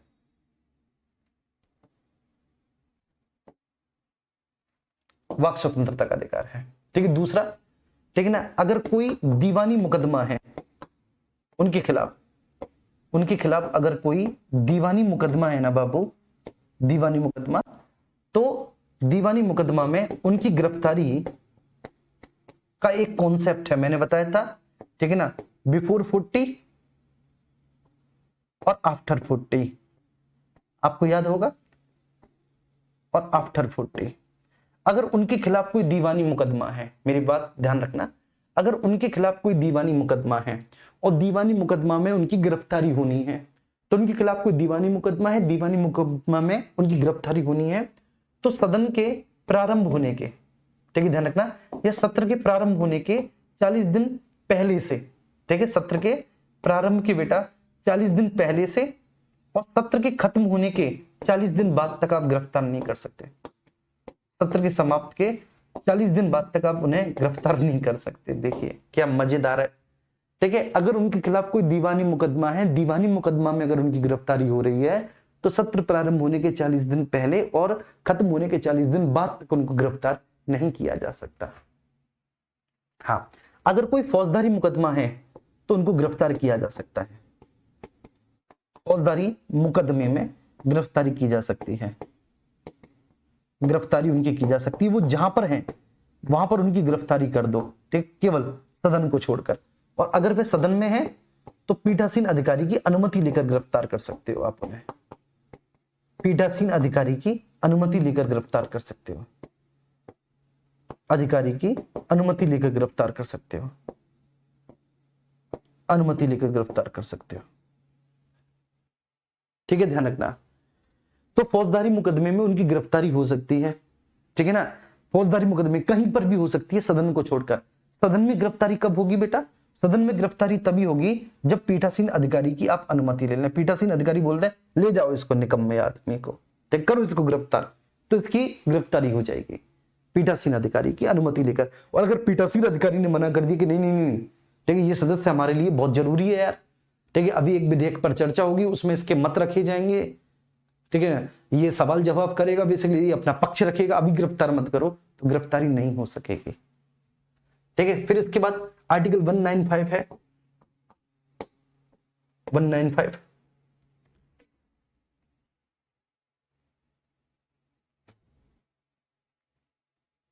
आर्टिकल 195 है, और आर्टिकल 195 में है माननीय सदस्यों के वेतन एवं भत्ते, माननीय सदस्यों के वेतन एवं भत्ते, वेतन एवं भत्ते, ठीक है। अलग अलग विधानमंडल में बेटा अलग अलग उनका वेतन और भत्ता होता है।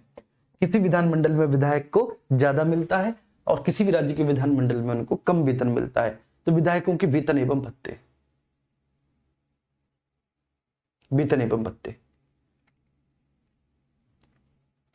ठीक है। यहां तक तो बहुत अच्छे से समझ में आ गया होगा। कोई डाउट किसी को? एक बार बता दीजिए।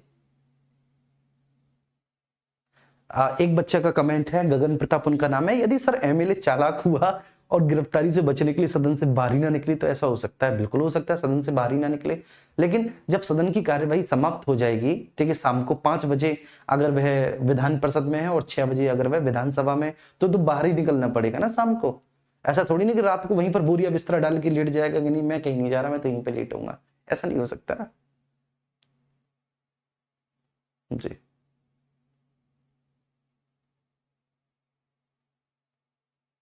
एक 186 में भी मैंने यही लिखा है। हाँ, मैं यही तो सोच रहा था कि 186 में मैंने क्या लिखा है। नहीं, 186 में ये नहीं है यार, 186 में माननीय सदस्यों के वेतन एवं भत्ते थोड़ी नहीं है। 186 में क्या है मुझे बताओ जरा फटाफट। ये नहीं है। 186 में क्या है बोलो जरा, सब लोग बताओ मुझे 186 में क्या है। नहीं नहीं, सेम नहीं, 186 में अलग है।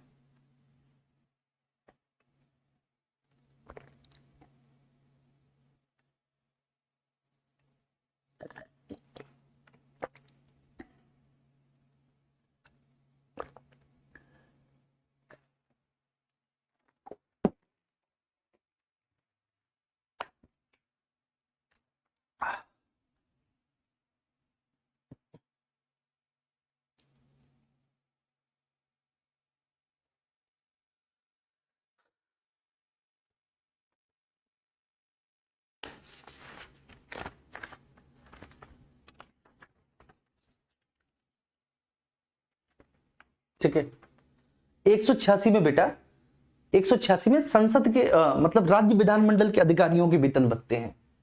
राज्य विधानमंडल के अधिकारियों के वेतन भत्ते मतलब अध्यक्ष, उपाध्यक्ष और सभापति, उपसभापति के वेतन भत्ते। 186 में विधानसभा के अध्यक्ष और उपाध्यक्ष, विधानसभा के अध्यक्ष और उपाध्यक्ष और विधान परिषद के सभापति और उपसभापति के वेतन भत्ते और उपसभापति के वेतन भत्ते। उपसभापति की वेतन भत्ते, वेतन भत्ते,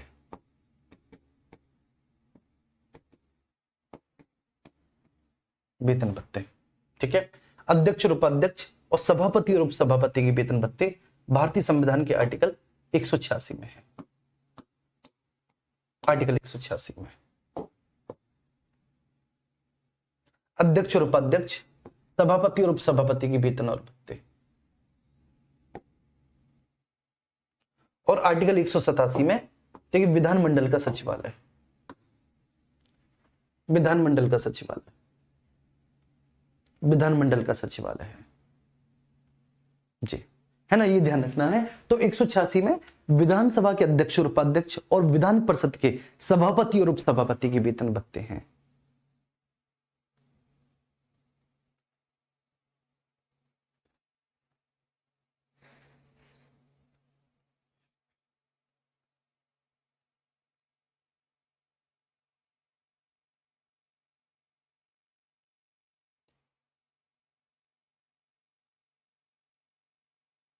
भारतीय संविधान का भाग 6 भी ठीक है खत्म होने की कगार पर है, मतलब भाग 6 का मोटा मोटा, भाग 7 तो है ही नहीं, ठीक है। फिर हो सकता है कि आज ही हम डिस्कस कर लें भारतीय संविधान का भाग 8, आज ही, ठीक है, भारतीय संविधान के भाग 8 के बारे में हम चर्चा कर लें, ठीक है। तो ऐसा हो सकता है, लेकिन कुल मिलाकर अब हम आगे चलते हैं।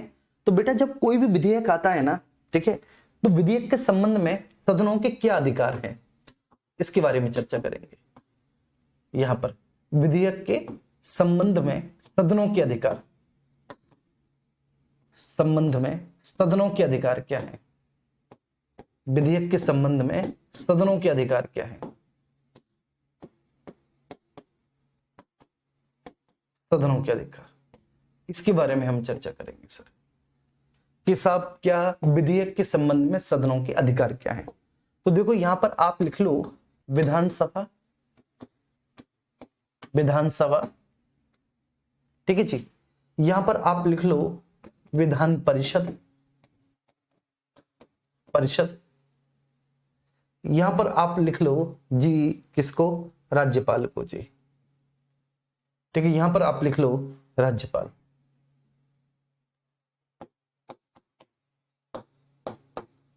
राज्यपाल, ठीक है जी, ये बात ध्यान रखना।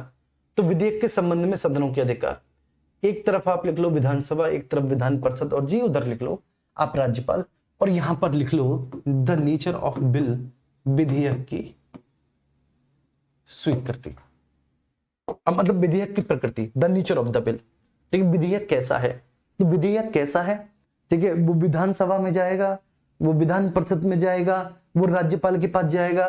तो भैया जी इनके पास उस विधेयक के संबंध में क्या क्या अधिकार हैं, तो इनके पास उस विधेयक के संबंध में क्या क्या राइट्स हैं, क्या क्या अधिकार हैं, इसके बारे में हम लोग चर्चा करेंगे। सब लोग तैयार हैं, एक बार मुझे ये बता दें, आप सब लोग तैयार हैं जी। गणपूर्ति 1/3 सदस्य नहीं यार, गणपूर्ति 1/10 सदस्य होता है, जितना मैंने पढ़ा है 1/3 नहीं होता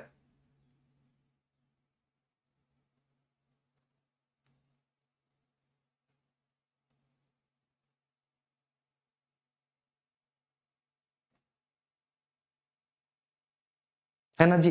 तो बस हमें इसके बारे में चर्चा करनी है। देखो यहां से प्रश्न पूछ लिया जाता है कि विधेयक के संबंध में सदनों के अधिकार क्या क्या है। जैसे मैंने वहां पर पढ़ा था ना कि साधारण विधेयक लोकसभा राज्यसभा दोनों में से किसी भी सदन में पहले लाया जा सकता है। फिर उसके बाद लोकसभा के क्या अधिकार हैं, राज्यसभा के क्या अधिकार हैं, किस प्रकार की बहुमत से वो पारित होगा। फिर राष्ट्रपति के पास जाएगा, राष्ट्रपति को क्या अधिकार है। ऐसी धन विधेयक और वित्त विधेयक मैंने बताया था, संविधान संशोधन विधेयक मैंने बताया था। ऐसी बच्चे में यहाँ पर इनको बताऊंगा, है ना, ऐसी में यहाँ पर इनको बताऊंगा। देखो मैं पहले ही बता चुका हूं, ठीक है, ये क्लास आपकी ठीक है 2 घंटे की होगी जब तक सिलेबस खत्म नहीं हो जाता। क्यों, मैं आपको बताता हूं, क्योंकि देखो मुझे जो है ना अभी यूपीपी में भी पढ़ाना है। यूपीपी में मतलब उत्तर प्रदेश पुलिस में खाकी 2.0 बैच में मुझे ज्योग्राफी पढ़ाना है। खाकी 2.0 में ज्योग्राफी डिटेल है, मतलब बड़ी है, बड़ा सब्जेक्ट है, क्योंकि इसमें 2 सब्जेक्ट जुड़ जाते हैं, world geography, Indian geography, detail है। तो मैं ठीक है आपके बैच को खत्म करने के बाद ही वहां पर मैं असाइन होऊंगा, ठीक है, नंबर फर्स्ट पॉइंट। ठीक है, दूसरा मुझे जो है ना बच्चे ये तो पढ़ाई नहीं है यूपीपी, ठीक है, प्लस में स्थानीय स्वशासन मतलब ये पंचायती राज और पढ़ा रहा हूँ। ठीक है, आप में से अगर कोई पंचायती राज लिया होगा तो मैं पंचायती राज पढ़ा रहा हूँ, ग्राम पंचायत अधिकारी वाले बैच में, बीपीओ वाले बैच में पंचायती राज है मेरा। और सुबह जो है ना मॉर्निंग में मैं पीसीएस आरओ में एनवायरमेंट इकोलॉजी पढ़ा रहा हूँ। एनवायरमेंट इकोलॉजी, इतने सारे सब्जेक्ट्स का बोझ है मेरे ऊपर, तो मैं आपका पहले कंप्लीट करा देता हूँ, धीरे धीरे फिर मैं उनको कंप्लीट करा दूंगा। तो इसलिए मैं 2 घंटे की क्लास लूंगा, है ना। बस ये 5-6 दिन ही होगा, 5 से 7 दिन क्लास होगी, आपका सिलेबस कंप्लीट हो जाएगा। ठीक है, उसके बाद तो फिर मजे ही मजे है। फिर आप खूब पॉलिटी की प्रैक्टिस करो, खूब पॉलिटी का रिवीजन करो, जितना चाहे मजे से आप पॉलिटी की क्लास करो।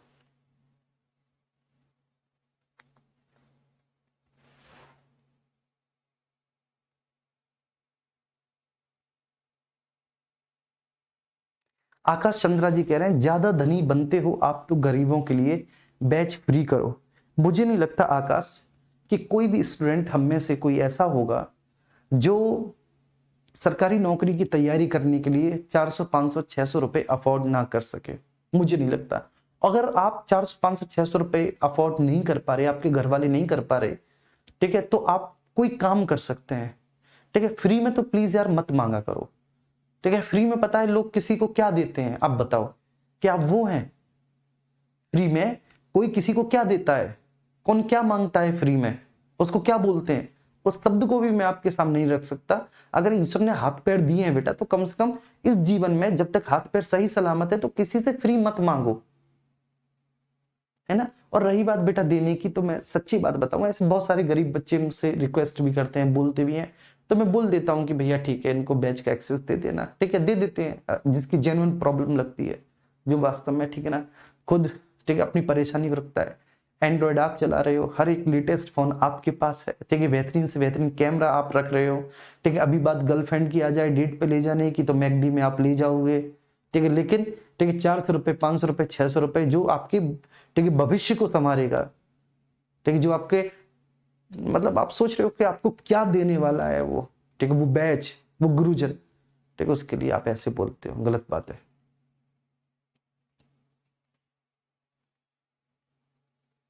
आइए ठीक है, इस पे चलते हैं प्लीज। सब लोग इधर आओ।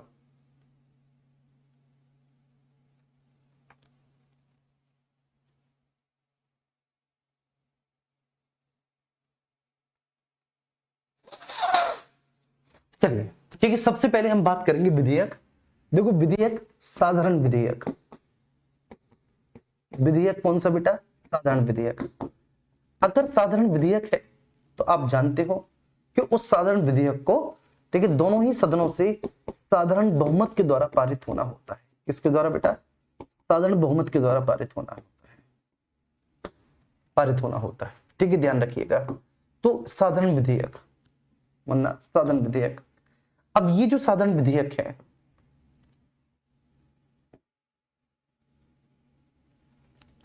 ये जो साधारण विधेयक है, ये साधारण विधेयक जो है, ठीक है, ये सबसे पहले विधानसभा में भी लाया जा सकता है साधारण विधेयक। ठीक है बाबू, ये ध्यान रखिएगा। ये जो साधारण विधेयक है, ये साधारण विधेयक सबसे पहले विधानसभा में भी लाया जा सकता है और विधान परिषद में भी लाया जा सकता है ना। ऐसा होगा कि नहीं? जैसे साधारण विधेयक को हम लोकसभा और राज्यसभा दोनों में से किसी भी सदन में सबसे पहले ला सकते थे कि ना। संसद में हम साधारण विधेयक को लोकसभा राज्यसभा दोनों में से किसी भी सदन में सबसे पहले ला सकते थे। तो क्या हम यहां पर भी साधारण विधेयक को बेटा विधानसभा और विधान परिषद दोनों में से किसी भी सदन में सबसे पहले ला सकते हैं? नहीं। देखिए साधारण विधेयक बेटा सर्वप्रथम विधानसभा में आएगा, सर्वप्रथम यहीं पर आएगा, यहीं पर आएगा सबसे पहले। अगर वो सबसे पहले यहीं पर आएगा तो मैंने लिख दिया नंबर 1, ठीक है ना, नंबर 1 सबसे पहले वो यहीं पर आएगा और यहां से फिर वह साधारण बहुमत से पारित होने के बाद विधान परिषद में जाएगा, विधान परिषद में जाएगा। तो वो सबसे पहले विधानसभा में ही आएगा। अगर कोई भी साधारण विधेयक है तो कोई भी साधारण विधेयक भैया सबसे पहले विधानसभा में ही आएगा। मैं फिर से बोल रहा हूं, अगर कोई भी साधारण विधेयक है तो कोई भी साधारण विधेयक भैया जी सबसे पहले कहां पर आएगा? विधानसभा में आएगा, विधानसभा में आएगा, विधानसभा में आएगा सबसे पहले। वो विधान परिषद में सबसे पहले नहीं लाया जा सकता, राज्यसभा की तरह यहां नहीं है, नहीं है, नहीं है। ठीक है, तो वो सबसे पहले यहीं पर आएगा। कहां पर? विधानसभा में आएगा। विधानसभा के बाद बेटा वो विधान परिषद में जाएगा। नंबर 2 पर लिख दिया मैंने, नंबर 2 विधान परिषद में जाएगा। विधान परिषद बेटा या तो उस पर स्वीकृति दे दे, ठीक है, स्वीकृति दे दे। सबसे पहले तो विधान परिषद यही कर सकता है कि विधान परिषद उस पर अपनी स्वीकृति दे सकता है। हाँ, विधान परिषद उसको पुनर्विचार के लिए भी लौटा सकता है, लेकिन आपको पता है कि अगर कोई भी चीज पुनर्विचार के बाद फिर से लौट के आ जाए, ठीक है ना, तो उस पर अपनी स्वीकृति देने के लिए ये तो छोड़ो, राष्ट्रपति भी बाध्य होता है। तो इन्हीं की तो औकात क्या। अगर पुनर्विचार के बाद दोबारा से भेज दी जाए तो फिर अपनी स्वीकृति देने के लिए, ठीक है, दूसरा वाला बंदा जो है ना बेटा, जिसके पास दोबारा से भेजा गया है फिर वो बाध्य होता है। दोबारा से भेजा गया फिर वो बाध्य होता है। ठीक है भैया, पुनर्विचार के लिए लौटा सकता है, या तो ये कर सकता है, पुनर्विचार के लिए लौटा सकता है, या फिर वह, ठीक है ना, 3 महीने तक रोक सकता है। 3 महीने तक रोक सकता है, 3 महीने तक रोक सकता है, ठीक है, 3 महीने तक रोक सकता है। 3 महीने तक विधान परिषद ने रोक लिया तो क्या राज्यपाल, ठीक है, ज्वाइंट सेशन करवाएगा? नहीं, यहां पर ज्वाइंट सेशन नहीं होता, यहां पर संयुक्त अधिवेशन नहीं होता, यहां पर ज्वाइंट सेशन नहीं होता। अगर उसने 3 महीने तक रोक लिया तो 3 महीने रोकने के बाद फिर भी पुनर्विचार के लिए जाएगा। ठीक है, ध्यान रखना, अगर 3 महीने तक रोक लिया तो विधान परिषद दोबारा से बेटा 3 महीने तक अगर विधान परिषद ने रोक लिया तो ऑटोमेटिकली ये फिर पुनर्विचार के लिए चला जाएगा, और विधान परिषद अपना पक्ष रखेगी कि भाई ऐसा ऐसा इसमें करो, ऐसा ऐसा करो। ठीक है, विधानसभा ने फिर से भेज दिया इसको, ठीक है, फिर से भेज दिया। जब विधानसभा ने फिर से इसको भेज दिया, यहां ध्यान रखना, फिर से विधानसभा ने इसको भेज दिया तो अब वह 1 महीने तक रोक लगा सकता है इस पर अधिकतम, 1 महीने तक रोक लगा सकता है इस पर अधिकतम, इससे ज्यादा नहीं। 1 महीने तक रोक सकता है, ठीक है, इससे ज्यादा नहीं। बस कुल मिलाकर देखो, विधानसभा में सबसे पहले आएगा, कोई भी साधारण विधेयक सबसे पहले विधानसभा में ही आएगा। मैं बार बार बोल रहा हूं आपको कि भाई कोई भी साधारण विधेयक है तो कोई भी साधारण विधेयक सबसे पहले विधानसभा में ही आएगा।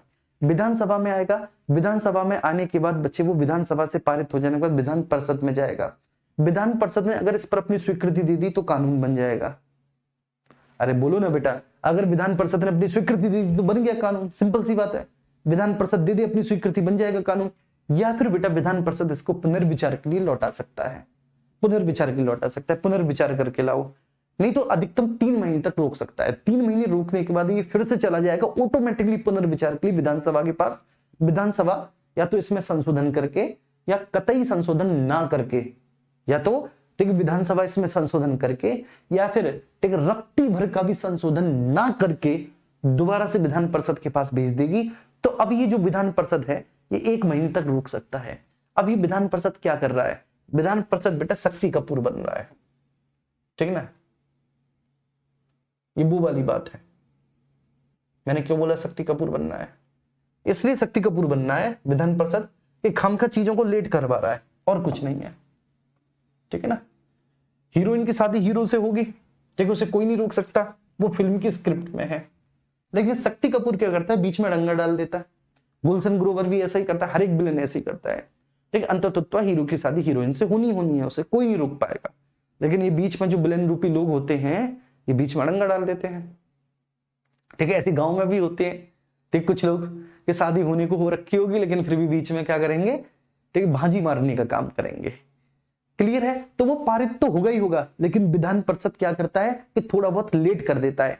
3 महीने पहली यात्रा में लेट कर दिया, दूसरी यात्रा में सेकंड जर्नी में उसने बच्चे कितना 1 महीने लेट कर दिया।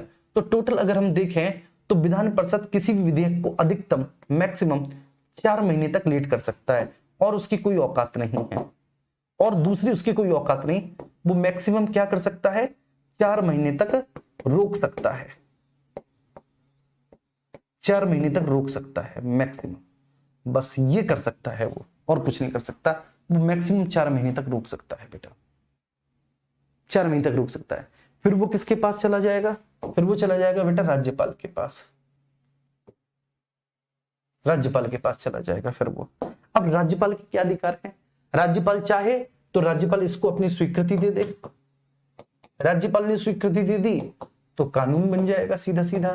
लेकिन राज्यपाल बेटा, ठीक ना, राज्यपाल भी किसका है? राज्यपाल राष्ट्रपति का है। राष्ट्रपति किसका है? राष्ट्रपति केंद्र की सरकार का है, ठीक है ना। भाड़े का टट्टू कहते हैं एक टर्म है, ऐसा बोलना नहीं चाहिए, संवैधानिक पद है, ठीक है। लेकिन राज्यपाल एक्चुअली, ठीक है, केंद्र का अधिकारी है और केंद्र के द्वारा राज्यपालों की राज्यों में नियुक्ति ही इसलिए की जाती है जिससे कि राज्यों की तुलना में केंद्र को मजबूत बनाया जा सके, राज्यों की तुलना में केंद्र को शक्तिशाली बनाया जा सके, ठीक है, इसलिए नियुक्ति की जाती है। तो या तो राज्यपाल स्वीकृति दे के कानून बनवा दे, या फिर बेटा राज्यपाल इसे राष्ट्रपति हेतु आरक्षित कर ले, ऐसा भी कर सकता है। राज्यपाल इस विधेयक को राष्ट्रपति हेतु आरक्षित भी कर सकता है, ठीक है, या राज्यपाल बेटा इसे पुनर्विचार के लिए लौटा सकता है, लौटा सकता है, ठीक है। ध्यान रखना, राज्यपाल जे भी वीटो खुद नहीं ले सकता, खुद नहीं ले सकता। हाँ, अगर उसने राष्ट्रपति के लिए आरक्षित कर दिया तो राष्ट्रपति जे भी वीटो इस पे ले लेगा, राष्ट्रपति बेटा जे भी वीटो इस पे ले लेगा। अच्छा, जब वो राष्ट्रपति के लिए किसी भी विधेयक को आरक्षित करता है तो ये कौन से आर्टिकल में है ये प्रावधान, किस आर्टिकल में ये प्रावधान है?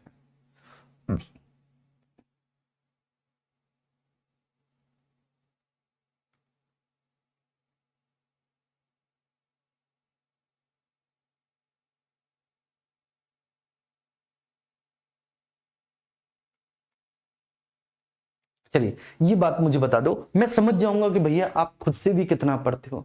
वो कौन सा आर्टिकल है जिसमें किसी भी विधेयक को राज्यपाल राष्ट्रपति के लिए आरक्षित करता है?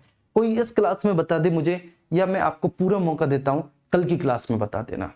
जाओ,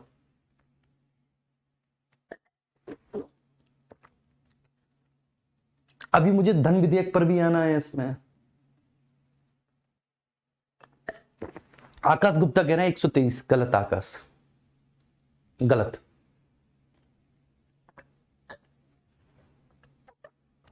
अजय कुमार आर्टिकल 200, ठीक है। घनश्याम पटेल आर्टिकल 202,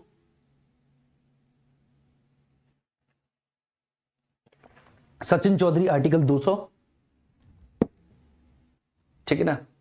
राजा बलियान आर्टिकल 200, 200, 200, 200 बता रहे हैं सब लोग।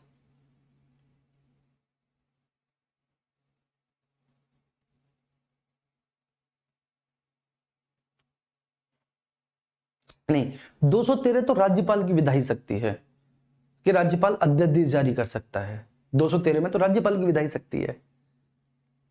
213 मैं उसे बताऊंगा, 213 को भी आज बताऊंगा, है ना। 213 तो हो ही नहीं सकता, ठीक है। देखो बेटा, आप दो आर्टिकल पढ़ना, ठीक है, अच्छे से डिटेल से।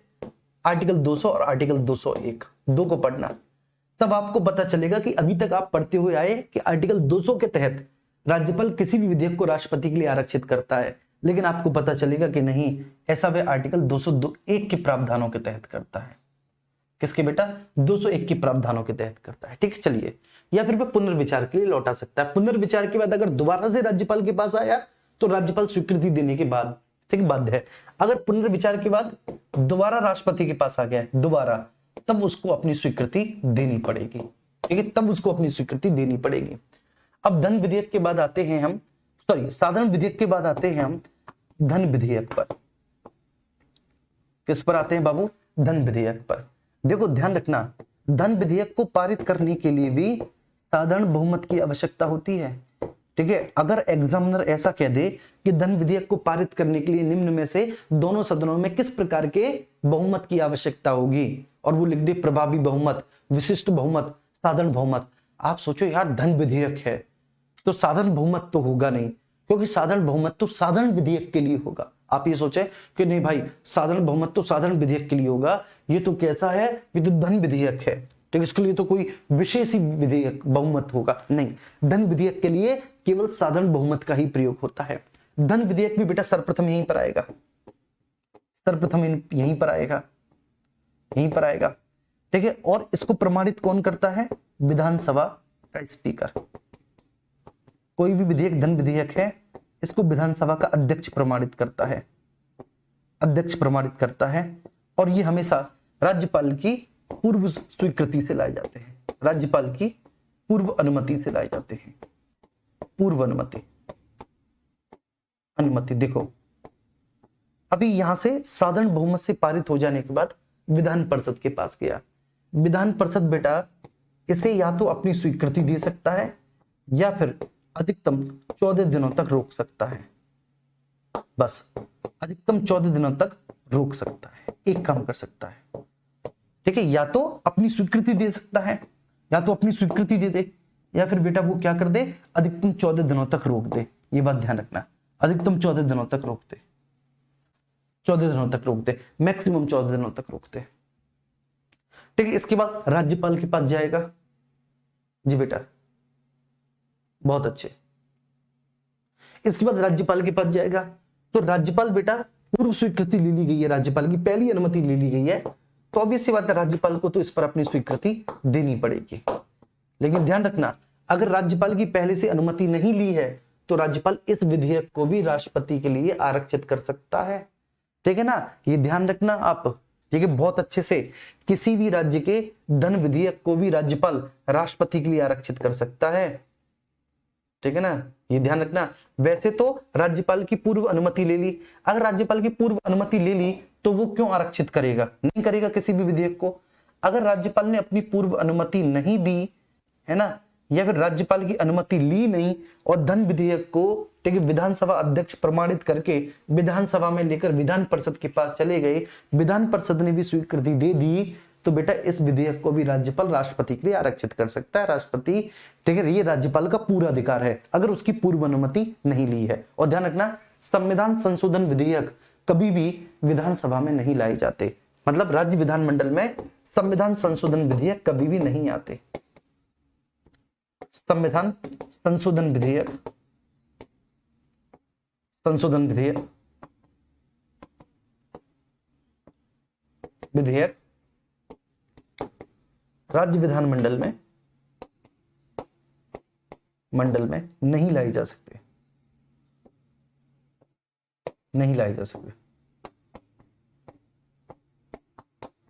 नहीं लाई जा सकते।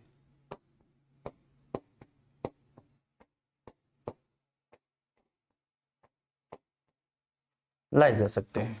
चलिए, अब इसके बाद आप लोग लगातार आर्टिकल 213 राज्यपाल की विधायी शक्ति, राज्यपाल की विधायी शक्ति, विधायी शक्ति,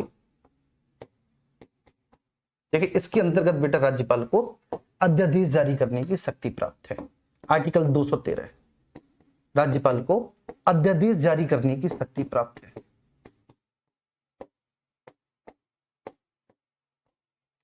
शक्ति प्राप्त है आर्टिकल 213।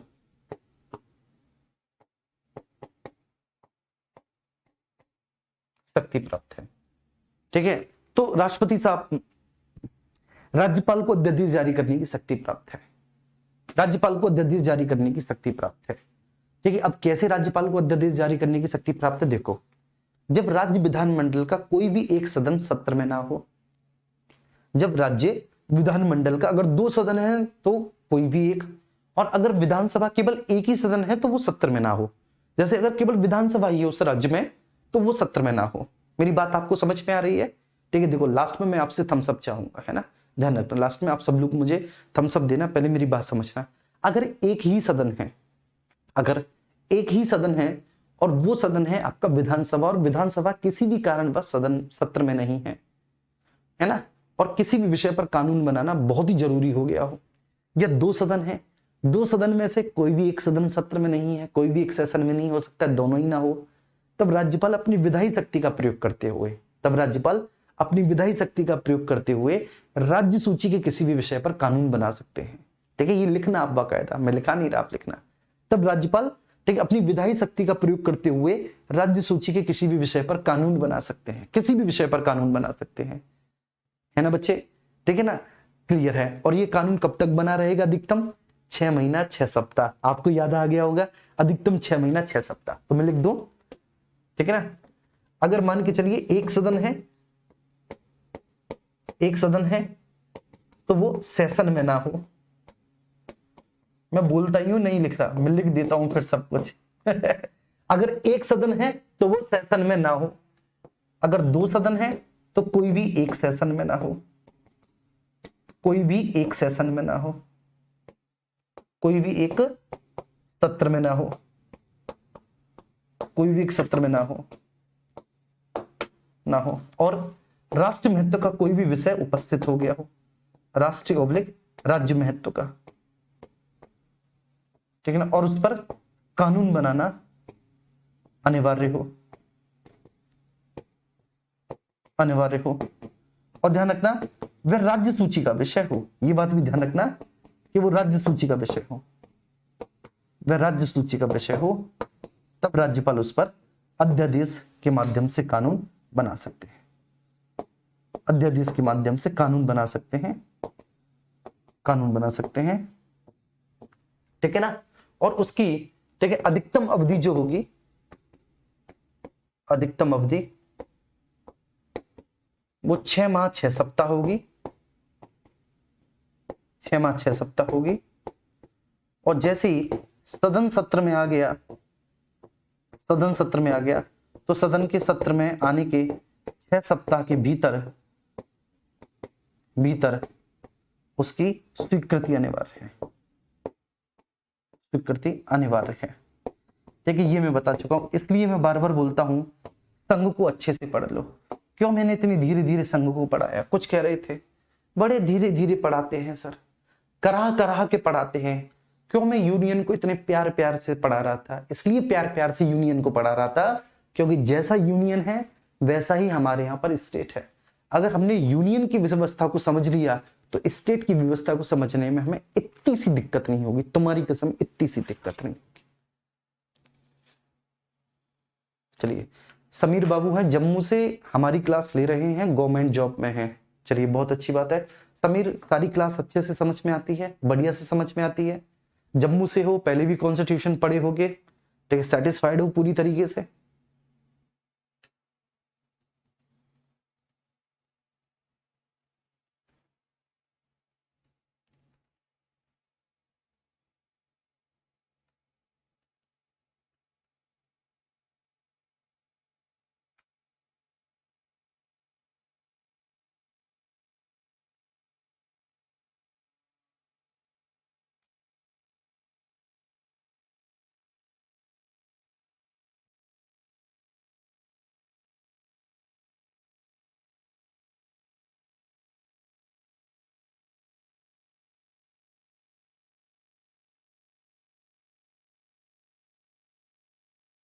नहीं, हाईकोर्ट को पढ़ाते समय आर्टिकल 224, बेटा मुझे 224 से आगे पढ़ाना भी नहीं है।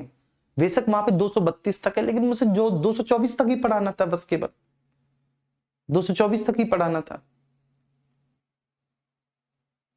ठीक है, आप इस बात को समझिए, 224 तक पढ़ाना था।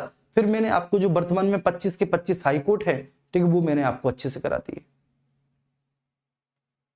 ठीक है, 224 में मैंने आपको अपर और कार्यकारी न्यायाधीशों की नियुक्ति के बारे में बताया होगा कि जब हाईकोर्ट में गढ़पूर्ति का अभाव हो तब वो नियुक्त किए जाते हैं। चलिए, हाँ एक साइड, बिल्कुल एक साइड हो जाएंगे, श्योर सर।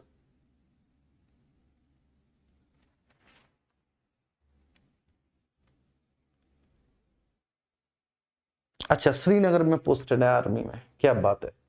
रोहित भी है सीआईएसएफ में, बहुत अच्छे। प्रिया बहुत अच्छा पढ़ाते हो। नहीं आज वास्तव में मैं, ठीक है,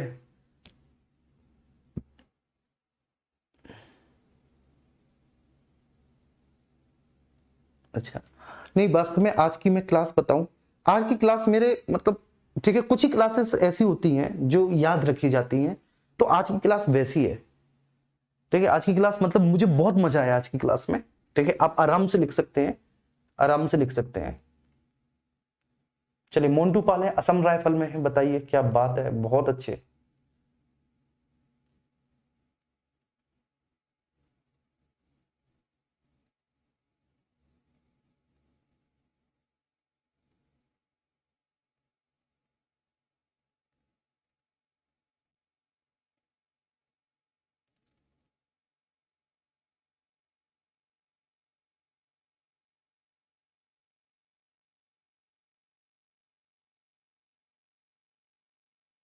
अच्छा रवि, आप यूपी पुलिस आगरा में है, करावली थाने में रवि करदम, अरे बहुत अच्छी बात है। कभी मिली है आगरा में? चलिए ठीक है, ओके। तो आप आराम से ये लिख लिए होंगे, ठीक है, ये भी आप लिख लिए होंगे, ये समझ लिए होंगे। ठीक है, बहुत अच्छे से मैंने आपको ये समझा दिया। आई डोंट थिंक सो कि यहां तक कोई आपको इश्यू होगा, ये भी मैंने आपको बता दिया पूरा, ठीक है। चलिए, thank you so much and love you all ji.